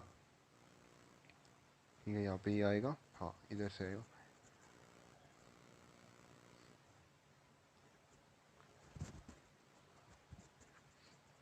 Pressure of the gas, if we use the mole fraction, if we use the mole fraction of a gas in the solution as the measure of its solubility, then it can be said that the mole fraction of a gas in the solution is proportional to the partial pressure of the gas over the solution। ठीक है, mole fraction आपको मैंने समझाया भी था। देखो अब मैं सीधा सोल्यूबिलिटी से क्या समझूँ भाई, सोल्यूबिलिटी मेरे को इतना पता है कि कितना मेरा सोल्यूट प्रेजेंट है अब उस सॉल्वेंट या उस सॉल्यूशन के अंदर। तो फिर सोल्यूबिलिटी का एक कोई माप भी तो होना चाहिए। हमने पहले अलग अलग तरीके से पढ़े कि मैं कैसे कर सकता हूँ, percentage weight by weight, percentage weight by volume. तो मैंने इसमें सिंपल रखने के लिए सोल्यूबिलिटी को कैसे डिफाइन किया, मोल फ्रैक्शन से। मोल फ्रैक्शन का मतलब कि कितने मोल मेरे प्रेजेंट है उस चीज़ के, डिवाइडेड बाय यानी moles of gas divided by total moles, solute plus solvent दोनों के मिला के, यानी मोल्स के गैस प्लस में सोलवेंट के gas is equal to total moles. ठीक है, तो ऐसे करके मैंने mole fraction chi of gas नीचे लिख देता हूँ। ठीक है, तो ऐसे मोल फ्रैक्शन देखा, तो इस मोल फ्रैक्शन से मेरे को सोल्यूबिलिटी का पता लग जाएगा कि क्या है उसकी सोल्यूबिलिटी, क्योंकि मोल फ्रैक्शन अगर इसके ज़्यादा हुए गैस के तो इसका मतलब है कि मेरी सोल्यूबिलिटी गैस की ज़्यादा हुई, क्योंकि मोल फ्रैक्शन से ये पता लगेगा ना मोल कितने मोल्स गैस के हैं। मोल्स गैस के ज़्यादा हुए तो उससे मुझे समझ में आ जाएगा। तो मोल फ्रैक्शन के थ्रू मैं सोल्यूबिलिटी को पता लगा सकता हूँ, सोल्यूबिलिटी के बारे में। अगर मोल फ्रैक्शन किसी गैस के ज़्यादा हुए इसका मतलब है कि वो गैस ज़्यादा सोल्यूबल है। Mole fraction of a gas in the solution is proportional to the partial pressure of the gas or the solution। हाँ, तो ये इसमें दिखाया गया कि मैंने इतना तो मेरे को पता लग गया था कि पार्शियल प्रेशर डायरेक्टली प्रोपोर्शनल है सोल्यूबिलिटी के, कि जितना ज़्यादा प्रेशर होगा पार्शियल प्रेशर उतनी ज़्यादा सोल्यूबिलिटी होगी। अब मैं सोल्यूबिलिटी को किसके टर्म्स में डिफाइन कर रहा हूँ, मोल फ्रैक्शन के टर्म्स में। ठीक है, तो ये partial pressure is directly proportional to mole fraction, यही अपना आगे फॉर्मूला बनेगा, आगे हम इसको समझेंगे।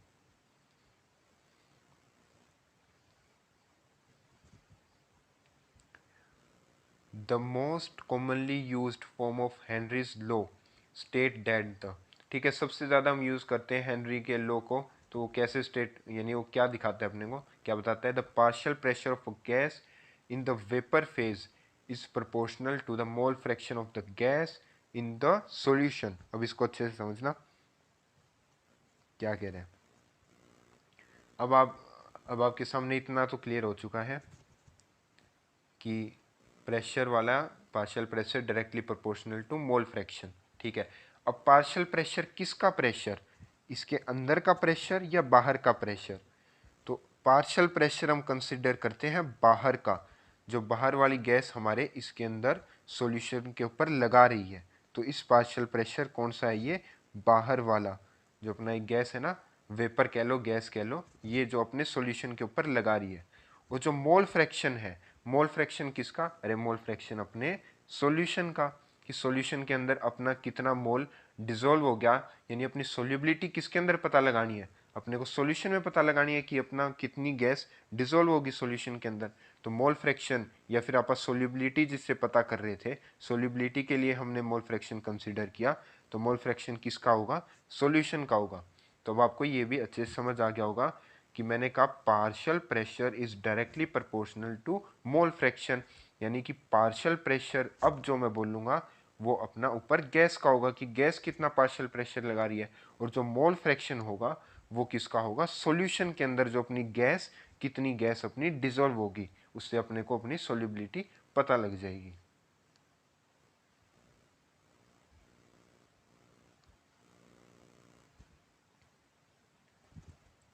And is expresses as P is equal to K H into chi. ठीक है, इसको एक्स नहीं बोलते, इसको चाय बोलते हैं सिंबल को। तो इससे अपने को पता लग जाएगा, जैसे कि मैंने आपको बताया,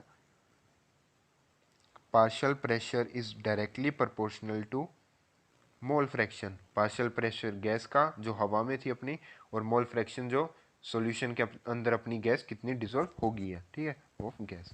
ठीक है, तो अब मैं प्रोपोर्शनलिटी के साइन को हटाऊंगा, तो आपको पता है कि इससे एक कांस्टेंट आएगा, तो उस कांस्टेंट को मैं के एच बोलता हूँ, और बाकी अपना चाय ऑफ गैस, यानी कि मोल फ्रैक्शन ऑफ गैस। ठीक है, तो ये अपना फॉर्मूला तैयार हो चुका है।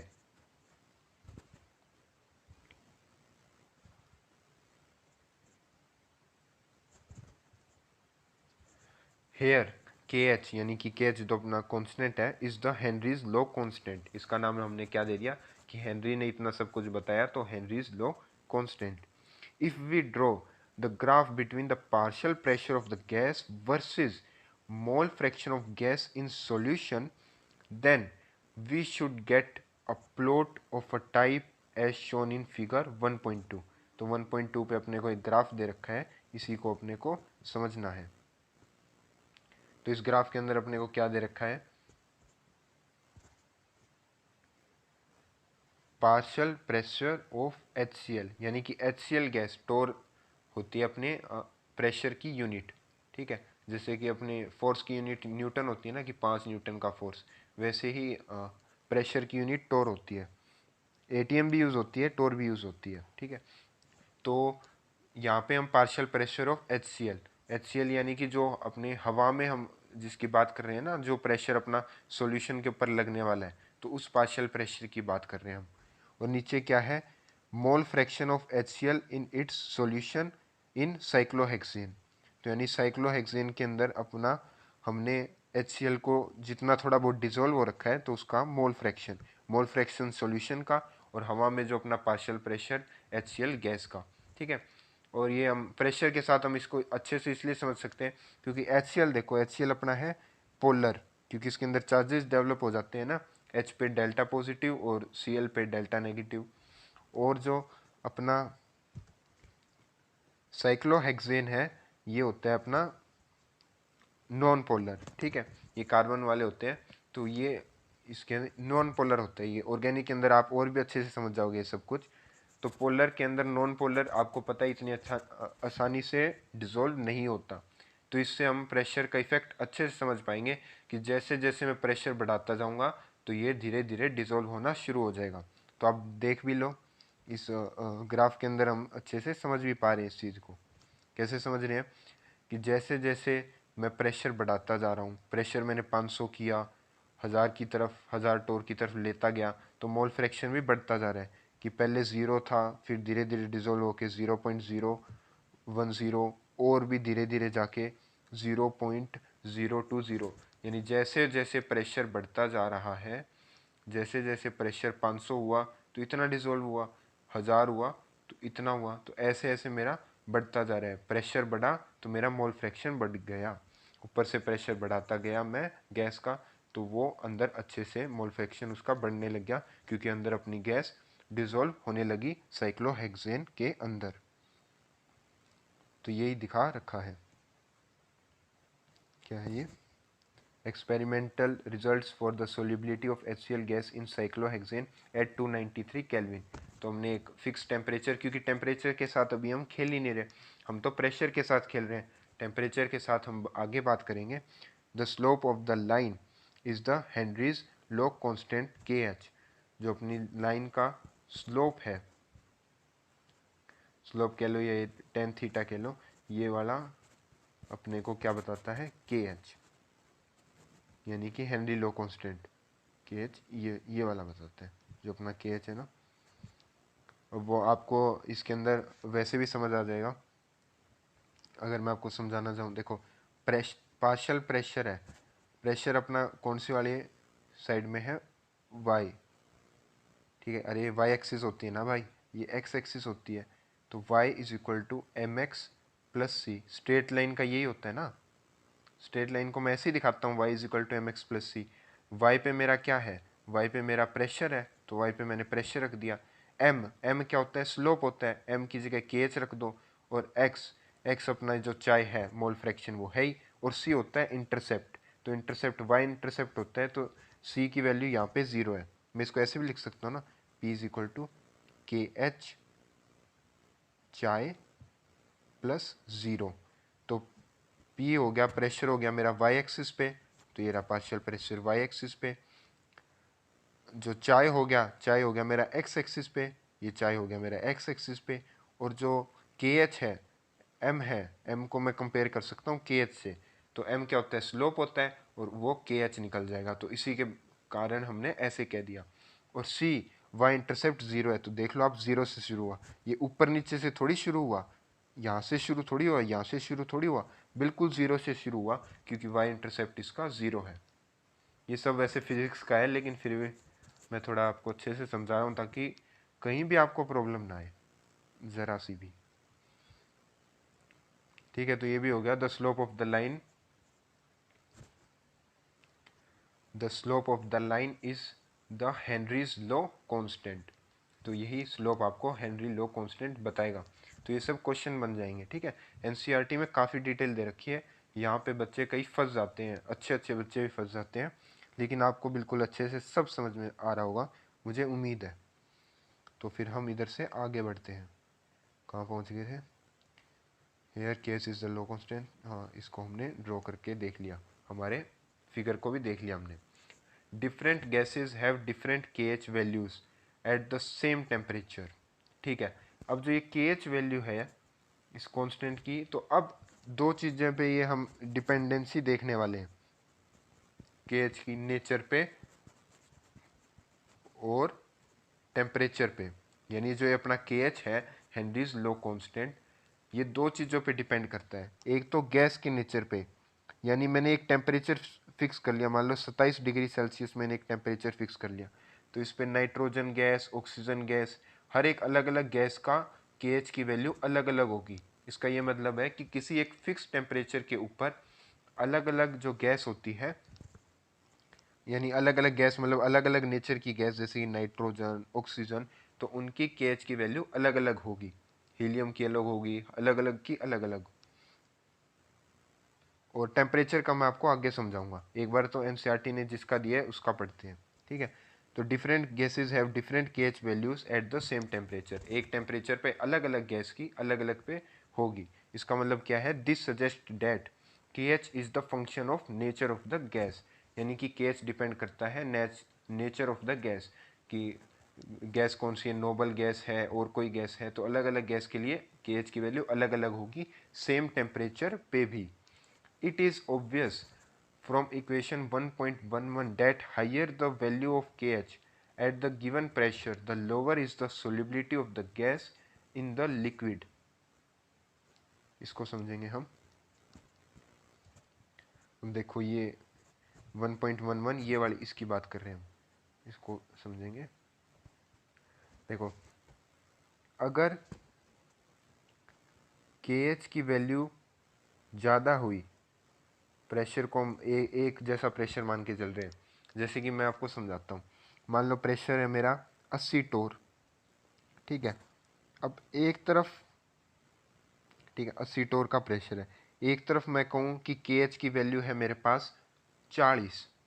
ठीक है, तो अब बताओ मोल फ्रैक्शन कितना हुआ? मोल फ्रैक्शन या सोल्यूबिलिटी एक ही बात है। ठीक है, क्योंकि हम सोल्यूबिलिटी को मोल फ्रैक्शन के थ्रू ही दिखा रहे हैं। तो मेरी मोल फ्रैक्शन कितना हुआ? तो 42 या 80, तभी तो अपना इक्वल आएगा। ठीक है, और एक तरफ मैं बोलूँ कि के एच की वैल्यू है, किसी और गैस के लिए मान लो उसकी वैल्यू है 10, के एच की वैल्यू है 10, तो बताओ अपने मोल फ्रैक्शन की क्या वैल्यू होगी? मोल फ्रैक्शन की वैल्यू होगी 8, क्योंकि 10 8 जा 80। तो मैंने क्या देखने को मेरे को मिल रहा है कि अगर के एच की वैल्यू बढ़ती है तो मेरी सोल्यूबिलिटी घटती है, क्योंकि मोल फ्रैक्शन घट रहे हैं ना। अगर 10 से 40 हुआ, ये देखो 10 से अगर मैं 40 बताऊं, के एच की वैल्यू 10 थी, के एच की वैल्यू 40 हुई, 10 से 40 हुई, तो मोल फ्रैक्शन जो मेरा 8 था पहले, वो घट के 2 हो गया। और मोल फ्रैक्शन अपने को सोल्यूबिलिटी बताता है, तो सोल्यूबिलिटी अपनी कम होगी, यानी के एच बढ़ेगा, अपनी सोल्यूबिलिटी घटेगी।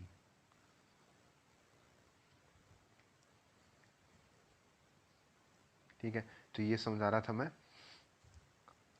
That higher the value of K H at a given pressure, pressure मैंने सेम ही लिया ना, 80 लिया था ना दोनों केस में, तो एक किसी प्रेशर के ऊपर the lower is the solubility of the gas in the liquid. Higher value के एच की होगी तो उतनी ही कम हो जाएगी उसकी सोल्यूबिलिटी, जिसको मैं चाय यानी कि मोल फ्रैक्शन से आपको ऊपर करके दिखाया।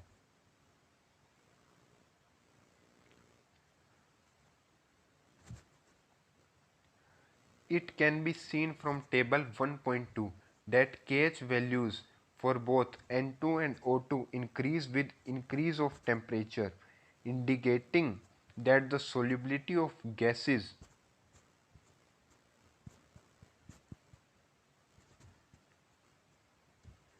Increases with decrease of temperature. अच्छा, अब देखो मैंने आपको आसान भाषा में समझाया था।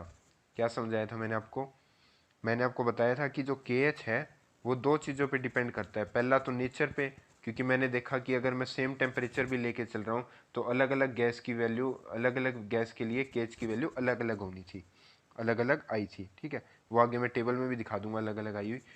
दूसरी बात मैंने क्या कही कि टेम्परेचर के ऊपर भी के एच की वैल्यू डिपेंड करती है। यानी मैं एक ही गैस की बात करूं, अगर मैं सिर्फ नाइट्रोजन की बात करूं और दो टेम्परेचर देखूं नाइट्रोजन में, तो भी के एच की वैल्यू अलग अलग आएगी।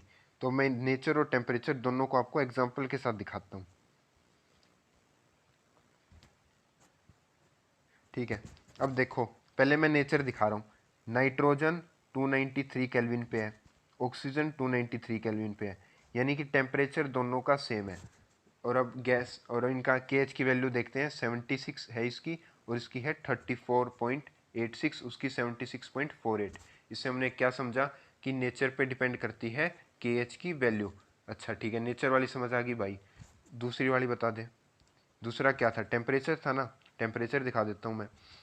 ऑक्सीजन देखो, अब ऑक्सीजन को देखो। ये ऑक्सीजन अगर 293 केल्विन पे बात करूं मैं तो 34.86, और जैसे ही मैंने टेम्परेचर चेंज किया, बढ़ाया, तो उसकी वैल्यू क्या होगी? के एच की वैल्यू बढ़ गई। यानी कि टेम्परेचर के साथ भी हमारी के एच की वैल्यू चेंज होती है। और चेंज भी कैसे होती है ये भी समझ लो कि टेम्परेचर बढ़ेगा तो के एच की वैल्यू बढ़ेगी। ठीक है, तो इसको हम ऐसे भी समझ सकते हैं। तो दोनों आपको बिल्कुल अच्छे से समझ आ गए होंगे। ठीक है, ये हमने पढ़ लिया था।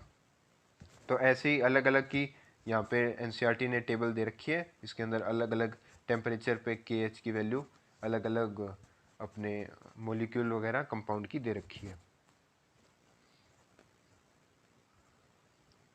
ठीक है, ये कहाँ पे दे रखी है? Values of Henry's law constant for some selected gas in water. Water के अंदर हमें अलग अलग की के एच की वैल्यू दे रखी है इन सभी की गैसेस की।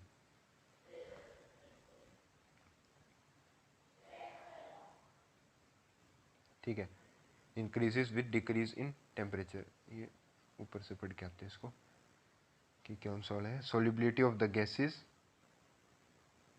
हाँ, इंक्रीजेज ऑफ इंडिकेटिंग दैट के H value, that KH values for both N2 and O2 increases with increase in temperature, increase of temperature, indicating that the solubility of the gases increases with decrease of temperature। अच्छा, अब ये समझ लो आप, ये आपको वैसे मैंने समझा दिया था कि अगर किसी चीज़ के लिए मैंने प्रेशर, पार्शियल प्रेशर इज के एच इंटू चाय। ठीक है, अगर के एच की वैल्यू टेम्परेचर बढ़ा रहा हूँ तो के एच की वैल्यू बढ़ रही है, ये आपने देख लिया। और अगर मैं प्रेशर उनका सेम लेके चल रहा हूँ तो फिर सीधी सी बात है कि अगर के एच की वैल्यू टेम्परेचर के साथ बढ़ रही है और प्रेशर की वैल्यू सेम थी, 2 सेकेंड, प्रेशर की वैल्यू अगर सेम थी तो फिर सीधी सी बात है हमारे चाय की वैल्यू कम हो रही है। जैसे मैं समझाऊँ, मान लो 80 चल रहा था, अपना 80 चल रहा था, के एच की वैल्यू मान लो पहले 10 थी। ठीक है, तो अपने चाय की वैल्यू कितनी होगी? 8, यानी सोल्यूबिलिटी अपनी 8 की होगी। ठीक है, अब मैंने टेम्परेचर बढ़ा दिया। ठीक है, इसी के अंदर मैंने क्या कर दिया? टेम्परेचर बढ़ा दिया। टेम्परेचर बढ़ाने से आपको पता है कि के एच की वैल्यू बढ़ जाएगी। के एच की वैल्यू मान लो 10 से 40 होगी, तो अब अपनी चाय की वैल्यू क्या होगी? 80 लाना है तो 2 होगी, तो यानी 8 से 2 होगी। यानी चाय यानी मोल फ्रैक्शन की वैल्यू कम होगी। मोल फ्रैक्शन मतलब अब हम सोल्यूबिलिटी से रिलेट कर रहे थे, तो सोल्यूबिलिटी अपनी घट गई। तो यही समझाने की कोशिश की जा रही है। आपको ये समझाना चाहिए कि टेम्परेचर बढ़ा तो के एच की वैल्यू बढ़ेगी, के एच की वैल्यू बढ़ेगी तो सोल्यूबिलिटी की वैल्यू घट जाएगी। ठीक है, और एक बढ़िया सा एग्जांपल दे रखा है एनसीईआरटी ने यहाँ। It is due to this reason that aquatic species are more comfortable in cold waters rather than in warm water. ठीक है, इसी के कारण जो अपने एक्वेटिक यानी जो अपने पानी में जीव जंतु रहते हैं वो ठंडे पानी में ज़्यादा खुश रहते हैं, ज़्यादा कंफर्टेबल रहते हैं बजाय कि गर्म पानी के अंदर। अब ऐसा क्यों? क्योंकि ठंडे पानी के अंदर टेम्परेचर कम होगा, टेम्परेचर कम होगा तो KH की वैल्यू भी कम होगी, और KH की वैल्यू कम होगी तो चाय की वैल्यू ज़्यादा होगी। चाय मतलब अपना मोल फ्रैक्शन, मोल फ्रैक्शन अपना सोल्यूबिलिटी, ठीक है। चाय की वैल्यू ज़्यादा होगी मतलब सोल्यूबिलिटी, यानी ठंडे पानी के अंदर अपनी ऑक्सीजन गैस ज़्यादा अच्छे से डिसॉल्व हो जाएगी। वहीं अगर मैं बात करूं गर्म पानी की, तो गर्म पानी के अंदर अपना P is equal to K H into chi, ठीक है। अब गर्म पानी के अंदर अपना क्या होगा, देखो प्रेशर तो सब में है ही सेम, ठीक है, सेम कंसीडर करके चलते हैं। गर्म पानी के अंदर क्या टेम्परेचर ज़्यादा होगा, टेम्परेचर ज़्यादा होगा तो KH की वैल्यू ज़्यादा होगी, और KH की वैल्यू ज़्यादा होगी तो अपने चाय की वैल्यू कम हो जाएगी, और चाय की वैल्यू कम हुई यानी कि सोल्यूबिलिटी कम, यानी अपने पानी के अंदर ऑक्सीजन उतनी अच्छी डिसॉल्व नहीं होगी। और अपने जीव जंतु को तो ऑक्सीजन ही चाहिए, और वो उसकी कंसंट्रेशन कम होगी पानी के अंदर, तो इसलिए वो अच्छे से डिसॉल्व नहीं हो पाएगी, तो उनके लिए प्रॉब्लम होगी। तो इसलिए वो कंसिडर करते हैं, या हमें स्टेटमेंट दी गई है कि एक्वेटिक स्पीसी ज़्यादा कंफर्टेबल कोल्ड वाटर में होती है, क्योंकि कोल्ड वाटर में सोल्यूबिलिटी अच्छी होती है बजाय के गर्म पानी के।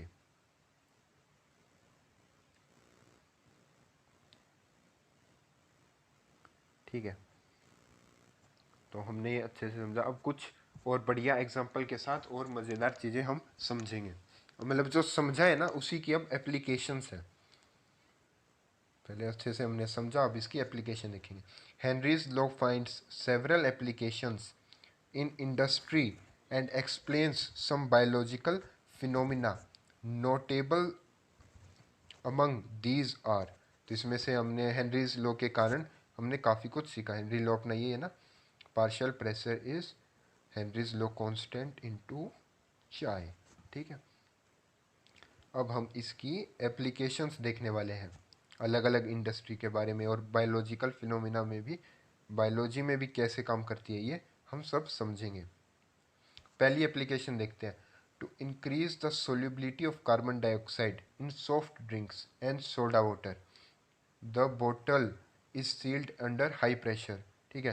तो जैसे आप कोई सॉफ्ट ड्रिंक यानी कोका कोला पेप्सी वगैरह आप लेके आए, तो आप जैसे उसके ढक्कन को खोलते हैं तो आवाज़ आती है ना, छस ऐसे करके, तो उसके अंदर कैसे होता है वो, तो वो समझ में आना चाहिए आपको। देखो, कार्बन डाइऑक्साइड गैस है ना, तो वो इंडस्ट्री वाले क्या करते हैं, पानी है जो भी उन्होंने मीठा पानी किया होता है उसके अंदर कार्बन डाइऑक्साइड गैस को वो हाई प्रेशर के अंदर डिसॉल्व कर देते हैं। देखो, आपको पता है कि प्रेशर बढ़ाने के कारण हमारी गैस अच्छे से डिसॉल्व हो जाती है, गैस डिसॉल्व होती है। प्रेशर बढ़ाओगे तो गैस की सोल्यूबिलिटी भी बढ़ जाती है। अरे यार, आपको ऊपर एक मैंने ग्राफ भी तो दिखाया था, चलो याद करा देता हूँ अगर ध्यान नहीं है तो।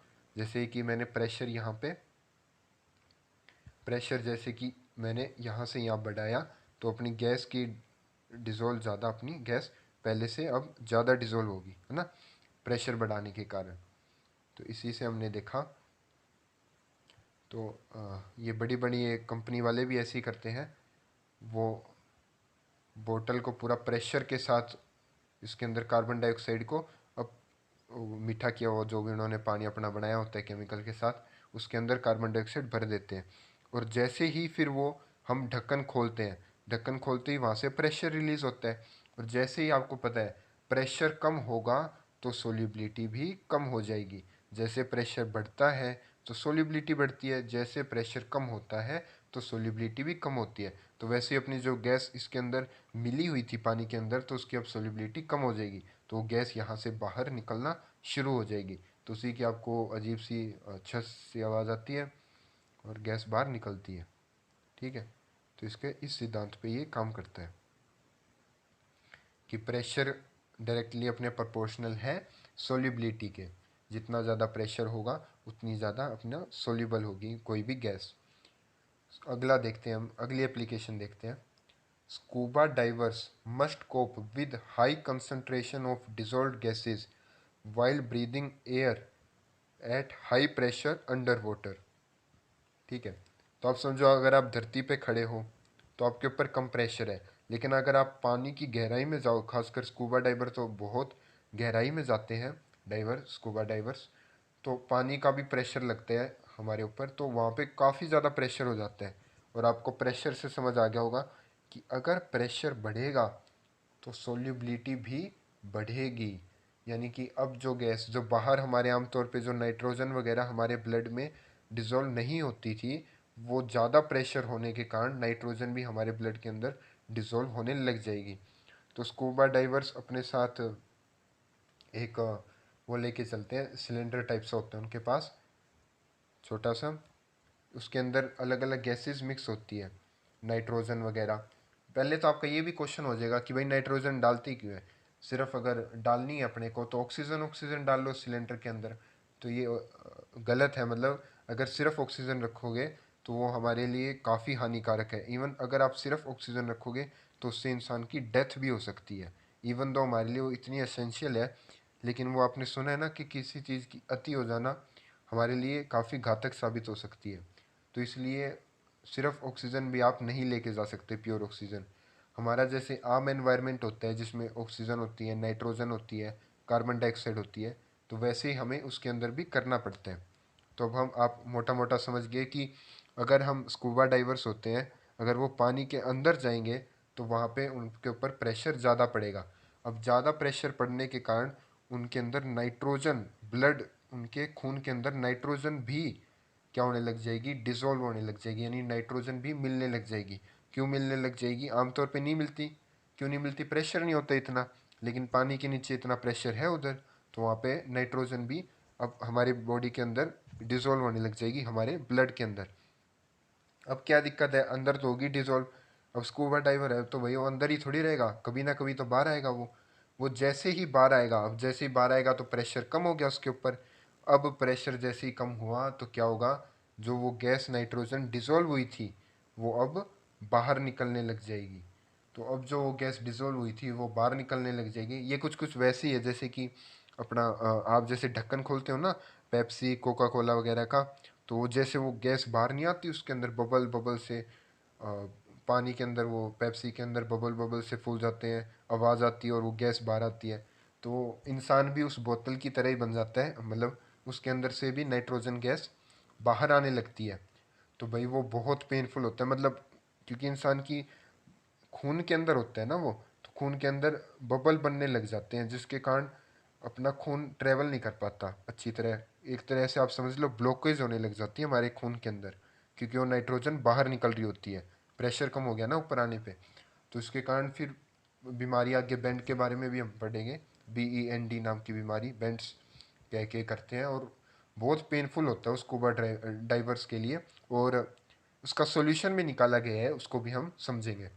तो मैंने मोटा मोटा आपको बता दिया, अब अच्छे से इसको पढ़ते हैं, ठीक है। Scuba divers must cope with high concentration of dissolved gases while breathing air at the high pressure underwater। यानी स्कूबा डाइवर को कोप करना पड़ता है, यानी निकलना पड़ता है, यानी सहना पड़ता है एक तरीके से high concentration of dissolved gases. कब ये हाई कंसंट्रेशन कब हो जाती है, यानी डिसॉल्व्ड गैसेज कब ज़्यादा हो जाती है, जब वो सांस लेता है और उसके अंदर कब कहाँ पे सांस लेता है वो, पानी के अंदर, यानी अंडर वाटर। जब वो बहुत गहराई में होता है पानी के अंदर, जब वो सांस लेता है वो अपने सिलेंडर से, तो तब उसके अंदर जो भी गैस नाइट्रोजन वगैरह होती है जो आमतौर पे डिसॉल्व नहीं होती हमारे ब्लड के अंदर, वो हाई प्रेशर के कारण डिसॉल्व होने लगती है। इसलिए हमारे ब्लड के अंदर डिसॉल्व गैसेज की कंसंट्रेशन हाई हो जाती है, ठीक है, यही यहाँ पे लिखा हुआ है, ठीक है। हाई अंडर वाटर के अंदर अपना हो जाता है। अरे, increased pressure increases the solubility of atmospheric gases in the blood. यही मैंने आपको समझाया कि नीचे पानी में प्रेशर ज़्यादा हो जाता है, तो उसी के कारण जो सोल्युबिलिटी होती है एटमॉस्फेरिक गैसेस जैसे कि नाइट्रोजन की, तो उसकी हमारे ब्लड के अंदर बढ़ने लग जाती है सोल्युबिलिटी, ठीक है। When the diverse come towards the surface the pressure gradually decreases. अब जो अपना डाइवर होते हैं वो पानी में तो हमेशा रहेंगे नहीं, जब वो सरफेस की तरफ यानी पानी से बाहर आने लगते हैं तो प्रेशर कम होने लग जाता है, और जैसे ही प्रेशर अब कम होने लग गया तो अपनी वो गैस थी वो भी बाहर निकलने लग जाती है, वही लिखा हुआ है। This releases the dissolve gas, जो अपनी नाइट्रोजन अंदर भरने लगी थी, ऑक्सीजन तो भरी रही थी अपने तो नॉर्मल, जैसे हम बाहर है तो वहाँ पे भी अपन ऑक्सीजन लेते ही हैं, तो अंदर भी ऑक्सीजन, पानी के अंदर भी ऑक्सीजन ही थी। ऑक्सीजन अपने लिए कोई प्रॉब्लम नहीं कर रही थी, प्रॉब्लम नाइट्रोजन गैस कर रही थी, क्योंकि नाइट्रोजन नॉर्मल अपने हम बाहर होते हैं तो हमारे अंदर नहीं होती, लेकिन पानी के अंदर जाने के बाद हाई प्रेशर के कारण वो भी हमारे खून में मिलने लग जाती है, डिजोल्व होने लग जाती है। This release the dissolve gases and leads to the formation of the bubbles of nitrogen gas. यहाँ पे स्पेसिफाई भी कर दिया है, nitrogen gas in the blood. जैसे ऊपर आने लगते हैं तो जो गैस डिजोल्व हुई थी वो डिजोल्व होने के बाद अब बाहर जाने लग रहे हो हम, तो हम हमारा प्रेशर जो कि है वो अब कम होने लग गया। प्रेशर कम होने लग गया तो वो जो डिजोल्व गैस हुई थी वो बाहर आने लगी, उसकी सोलिबिलिटी कम होने लगी, तो वो बबल बनाने लगती है जो हमारे खून को जाने नहीं देती या एक तरीके से ब्लॉकेज का काम करने लगती है। This blocks capillaries and creates a medical condition known as bends. तो इसी में हमारी कैपिलरी है हमारे, जिसमें ब्लड फ्लो करता है, उन्हीं कैपिलरी के अंदर हमारा ब्लॉकेज बनने लग जाती है नाइट्रोजन के बबल्स की, और वही मेडिकल कंडीशन बेंट्स बन जाती है। उस मेडिकल कंडीशन को बेंट्स कहते हैं, जो कि बहुत पेनफुल होते हैं, which is very painful and dangerous to life, जो हमारे जीवन के लिए काफ़ी घातक हो सकती है। यानी जीने मरने का सवाल तक आ जाता है, मतलब ज़्यादा प्रॉब्लम हो जाए तो। ठीक है, अब इसका थोड़ा सॉल्यूशन पे भी हमने इस चीज़ को पढ़ा समझा। तो क्या सॉल्यूशन निकला? To avoid bends as well as the toxic effect of high concentration of nitrogen in the blood. तो हमने बेंड्स को अवॉइड करने के लिए, और वैसे भी हमारे ब्लड के अंदर तो हम ऑक्सीजन जाते हैं, नाइट्रोजन थोड़ी जाते हैं। नाइट्रोजन के वैसे भी टॉक्सिक यानी गंदे प्रभाव होते हैं हमारे बॉडी के ऊपर, तो उसको अवॉइड करने के लिए the tanks used by scuba divers are filled with air diluted with helium. तो अब हम कौन से यूज़ करने लगे कि जो टैंक था स्कूबा डाइवर्स अपने साथ लेके जाते थे पानी के अंदर, उस टैंक के अंदर हम अब नाइट्रोजन ऑक्सीजन के साथ साथ हीलियम भी डालने लग गए। सिर्फ ऑक्सीजन लेके नहीं जा सकते थे, समझा दिया था मैंने। सिर्फ ऑक्सीजन उससे भी ज़्यादा घातक होती है, वो तो बिल्कुल मतलब मरने की स्थिति आ जाती है अगर आप सिर्फ ऑक्सीजन लेके जाओ। तो ऑक्सीजन के साथ नाइट्रोजन लेके जाते थे। नाइट्रोजन का ये पंगा पड़ रहा था कि वो ज़्यादा डिजोल्व हो रही है, ज़्यादा प्रॉब्लम कर रही है, तो साथ साथ में हम हीलियम लेने लेने लग गए। तो आप पूछोगे भाई हीलियम क्यों, हीलियम भी तो डिजोल्व हो जाएगी। हीलियम आपको पता होना चाहिए इनर्ट गैस होती है, ठीक है, जो बहुत कम रिएक्ट करती है। तो ये भी डिजोल्व होती है, लेकिन ये बहुत कम मात्रा में डिजोल्व होती है। तो इसलिए हीलियम अपने लिए इतनी घातक नहीं होती है। जितनी नाइट्रोजन नुकसान कर सकती है उतना हीलियम नहीं कर सकती। तो इसलिए हम हीलियम भी डालने लगे नाइट्रोजन और ऑक्सीजन के साथ। तो स्कूबा डाइवर वाला भी केस आपको समझ आ गया होगा, एप्लीकेशन। अगला हम पढ़ने वाले हैं, हाँ, अगली एप्लीकेशन है at high altitudes the partial pressure of oxygen is less than that at the ground level. तो अब एक उल्टा केस पढ़ने वाले हैं। हम पानी के अंदर जाते हैं तो प्रेशर बढ़ जाता है, लेकिन अगर हम किसी पहाड़ पे चढ़ जाएं तो फिर वहाँ पे मतलब बहुत ऊंची चोटी वगैरह हो तो फिर वहाँ पे पार्शियल प्रेशर ऑक्सीजन का कम होता है। ठीक है, ग्राउंड के लेवल पे, ग्राउंड पे ठीक ठाक है अपना, और ऊपर जाओगे तो वहाँ पे ऑक्सीजन वगैरह कम लगने लग जाएगी। तो जैसे आप वैसे भी देखती होगी, अगर आप कहीं पे आप चढ़े भी हो किसी पहाड़ वगैरह पे, माउंटेन पे, तो वहाँ पे जाने के बाद लोगों को सांस लेने में प्रॉब्लम हो जाती है, और प्रॉब्लम हो जाती है क्योंकि वहाँ पे ऑक्सीजन कम होती है। At high altitude the partial pressure of oxygen is less than that of ground level. ठीक है, this leads to low concentration of oxygen in the blood and tissues of people living at high altitude और climbers. तो जो ऊपर वाले altitude पे रहते हैं यानी ऊंचाई पे रहते हैं, या फिर जो क्लाइंबर्स जो चढ़ने जाते हैं माउंटेन वगैरह पे, तो उनके ब्लड के अंदर ऑक्सीजन का लेवल कम हो जाता है। क्यों कम हो जाता है भाई? ऊपर प्रेशर कम हो जाता है, तो आपको पता ही है ऑक्सीजन का अगर प्रेशर कम हो गया, प्रेशर कम होने से सोलिबिलिटी कम हो जाती है। तो सोलिबिलिटी कम हो जाती है तो ऑक्सीजन अपने खून में इतने अच्छे से रम नहीं पाती, इतने अच्छे से डिसॉल्व नहीं हो पाती। तो उसके कारण, और ऑक्सीजन ही अपना सब कुछ है, खाने को ऑक्सीडाइज करना है और जो भी काम है वो ऑक्सीजन पे ही तो चल रहा है अपनी ज़िंदगी। तो उसी के कारण ऊपर जाते हैं तो हमारे ब्लड के अंदर, ब्लड से फिर टिश्यू में ऑक्सीजन की हमारी कॉन्सेंट्रेशन कम होती है, ऑक्सीजन की कमी होने लग जाती है। ठीक है, Low blood oxygen causes climbers to become weak and unable to think clearly. Symptoms of a condition known as anoxia. तो एक भाई बीमारी हो जाती है एनोक्सिया नाम की। उसमें क्या होता है, वो क्यों होती है? क्योंकि हमारी बॉडी के अंदर सिंपल सी बात है, अब हमारा ब्लड के अंदर ऑक्सीजन अच्छे से डिसॉल्व नहीं हो पा रही है, क्योंकि प्रेशर कम था तो सोलिबिलिटी कम हो जाती है। तो इसी के कारण जो चढ़ते हैं वहाँ पे हिल्स वगैरह पे, बड़े बड़े चट्टानों पे, तो वहाँ पे उनके ब्लड के अंदर ऑक्सीजन कम हो जाती है, तो जिसके कारण उनके अंदर वीकनेस आ जाती है और वो दिमाग के पास भी कम ऑक्सीजन पहुँचती है, तो उनको सोचने की क्षमता भी उनकी कम हो जाती है, सोचने समझने। और आप मानोगे नहीं, बहुत ज़्यादा ब्रेन को डैमेज मिल जाता है अगर हमारे पास पर्याप्त ऑक्सीजन, जितनी हमारी रिक्वायर ऑक्सीजन ना पहुँचे, और ना के बराबर एनोक्सिया मतलब कि नहीं, ऑक्सीजन की सप्लाई ही बंद हो चुकी है, इस लेवल पे पहुंच जाता है और ये एक डिजीज़ हो जाती है एनोक्सिया। और ये माइंड पे, हमारे शरीर पे बहुत गंदा इफेक्ट डालती है। तो इससे भी हम यही समझ गए कि भाई इतना कुछ, मतलब एप्लीकेशन में हमने बायोलॉजिकल भी अपनी देख ली एप्लीकेशन, कि कैसे ऑक्सीजन अगर कम हुई तो बीमारी हो जाती, बीमारी हो सकती है एनोक्सिया। ठीक है, तो ये एक और एप्लीकेशन हमने अच्छे से समझ ली। अब अपना इसका लास्ट टॉपिक आता है इफेक्ट ऑफ टेम्परेचर। इसके बाद अगली वीडियो अपनी बनेगी vapour pressure of liquid solutions. तो अपना इफेक्ट ऑफ टेम्परेचर, तो कौन सा वाला देखने, देखो इफेक्ट ऑफ टेम्परेचर हम पढ़ चुके हैं, कौन से वाले का पढ़ चुके हैं?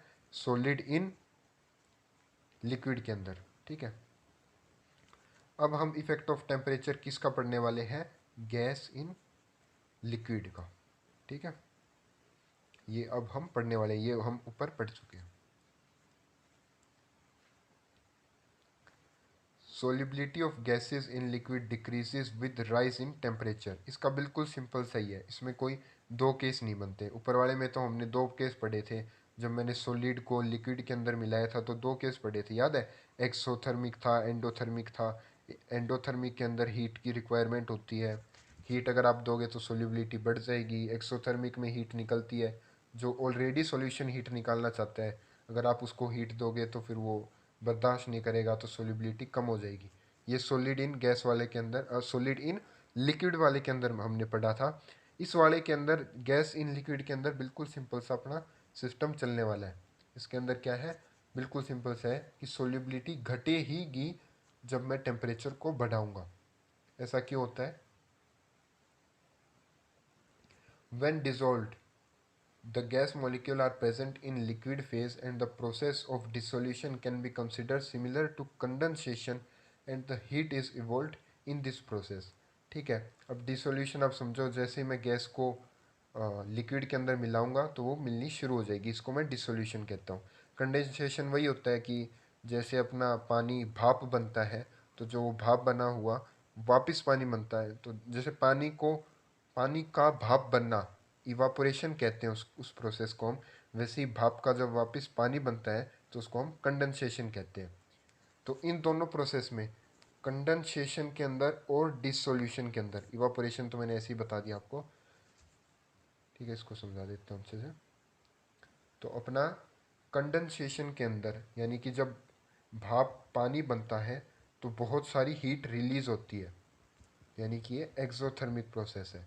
और जैसे ही अपना डिसोल्यूशन होता है, जैसे अपनी गैस अपने लिक्विड के अंदर या पानी के अंदर मिलती है, जैसे भी कह लो, तो वो वाली प्रोसेस भी एक्सोथर्मिक होती है, यानी उसमें से भी हीट रिलीज होती है। यानी इसमें हम एंडोथर्मिक नहीं पढ़ रहे, सारी प्रोसेस इसमें, जब हम गैस को लिक्विड के अंदर मिला रहे हैं इस केस के अंदर, तो वो हमारी एक्सोथर्मिक होती है। और एक्सोथर्मिक मैंने आपको समझाया, जो सॉल्यूशन खुद ही लिक्विड छोड़ मतलब हीट छोड़ रहे हैं, जो सॉल्यूशन खुद ही, अब वो उसको आप हीट दोगे तो वो बर्दाश्त नहीं करेगा और उसकी सोलिबिलिटी घट जाएगी। तो गैस अगर मैं लिक्विड के अंदर मिलाऊंगा तो आप समझ जाओ कि उसकी सोलिबिलिटी मैं कम कर रहा हूँ, उसकी सोलिबिलिटी कम होगी।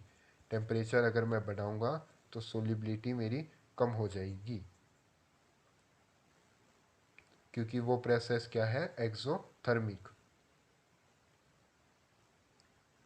तो यही है इसके अंदर, condensation and heat is evolve in this process. We have learned in the last section that dissolution process involve a dynamic equilibrium and thus must follow Le Chatelier's principle हमने पढ़ा ही अभी ये। डिसोल्यूशन प्रोसेस के बाद वो dynamic equilibrium अपना achieve हो जाता है, जितना सोल्यूट डालोगे उतना ही सोल्यूट बार क्रिस्टल की फॉर्म में बन जाएगा, और ली शेटेलियर्स प्रिंसिपल को फॉलो करता है। यानी कोई भी मैं प्रेशर टेम्परेचर चेंज करूँगा तो उससे अपना डायनेमिक इक्विलिब्रियम में फ़र्क आएगा और एक नया इक्विलिब्रियम हमारे पास अचीव होगा, एक नया इक्विलिब्रियम हमें मिलेगा। तो अभी मेन लाइन अब आने वाली है। As dissolution is an exothermic process, the solubility should decrease with the increase of temperature। यही मैंने आपको बताया था कि डिसोल्यूशन प्रोसेस है वो एक्सोथर्मिक है, वो खुद हीट निकाल रही है। अगर हम उसको और हीट देंगे बाहर से, अगर मैं उसका टेम्परेचर बाहर से इंक्रीज़ करूँगा, इंक्रीज ऑफ टेम्परेचर, तो हमारी सोल्यूबिलिटी डिक्रीज़ हो जाएगी। तो यानी इसके अंदर यही एक ही केस आता है एक्सो वाला।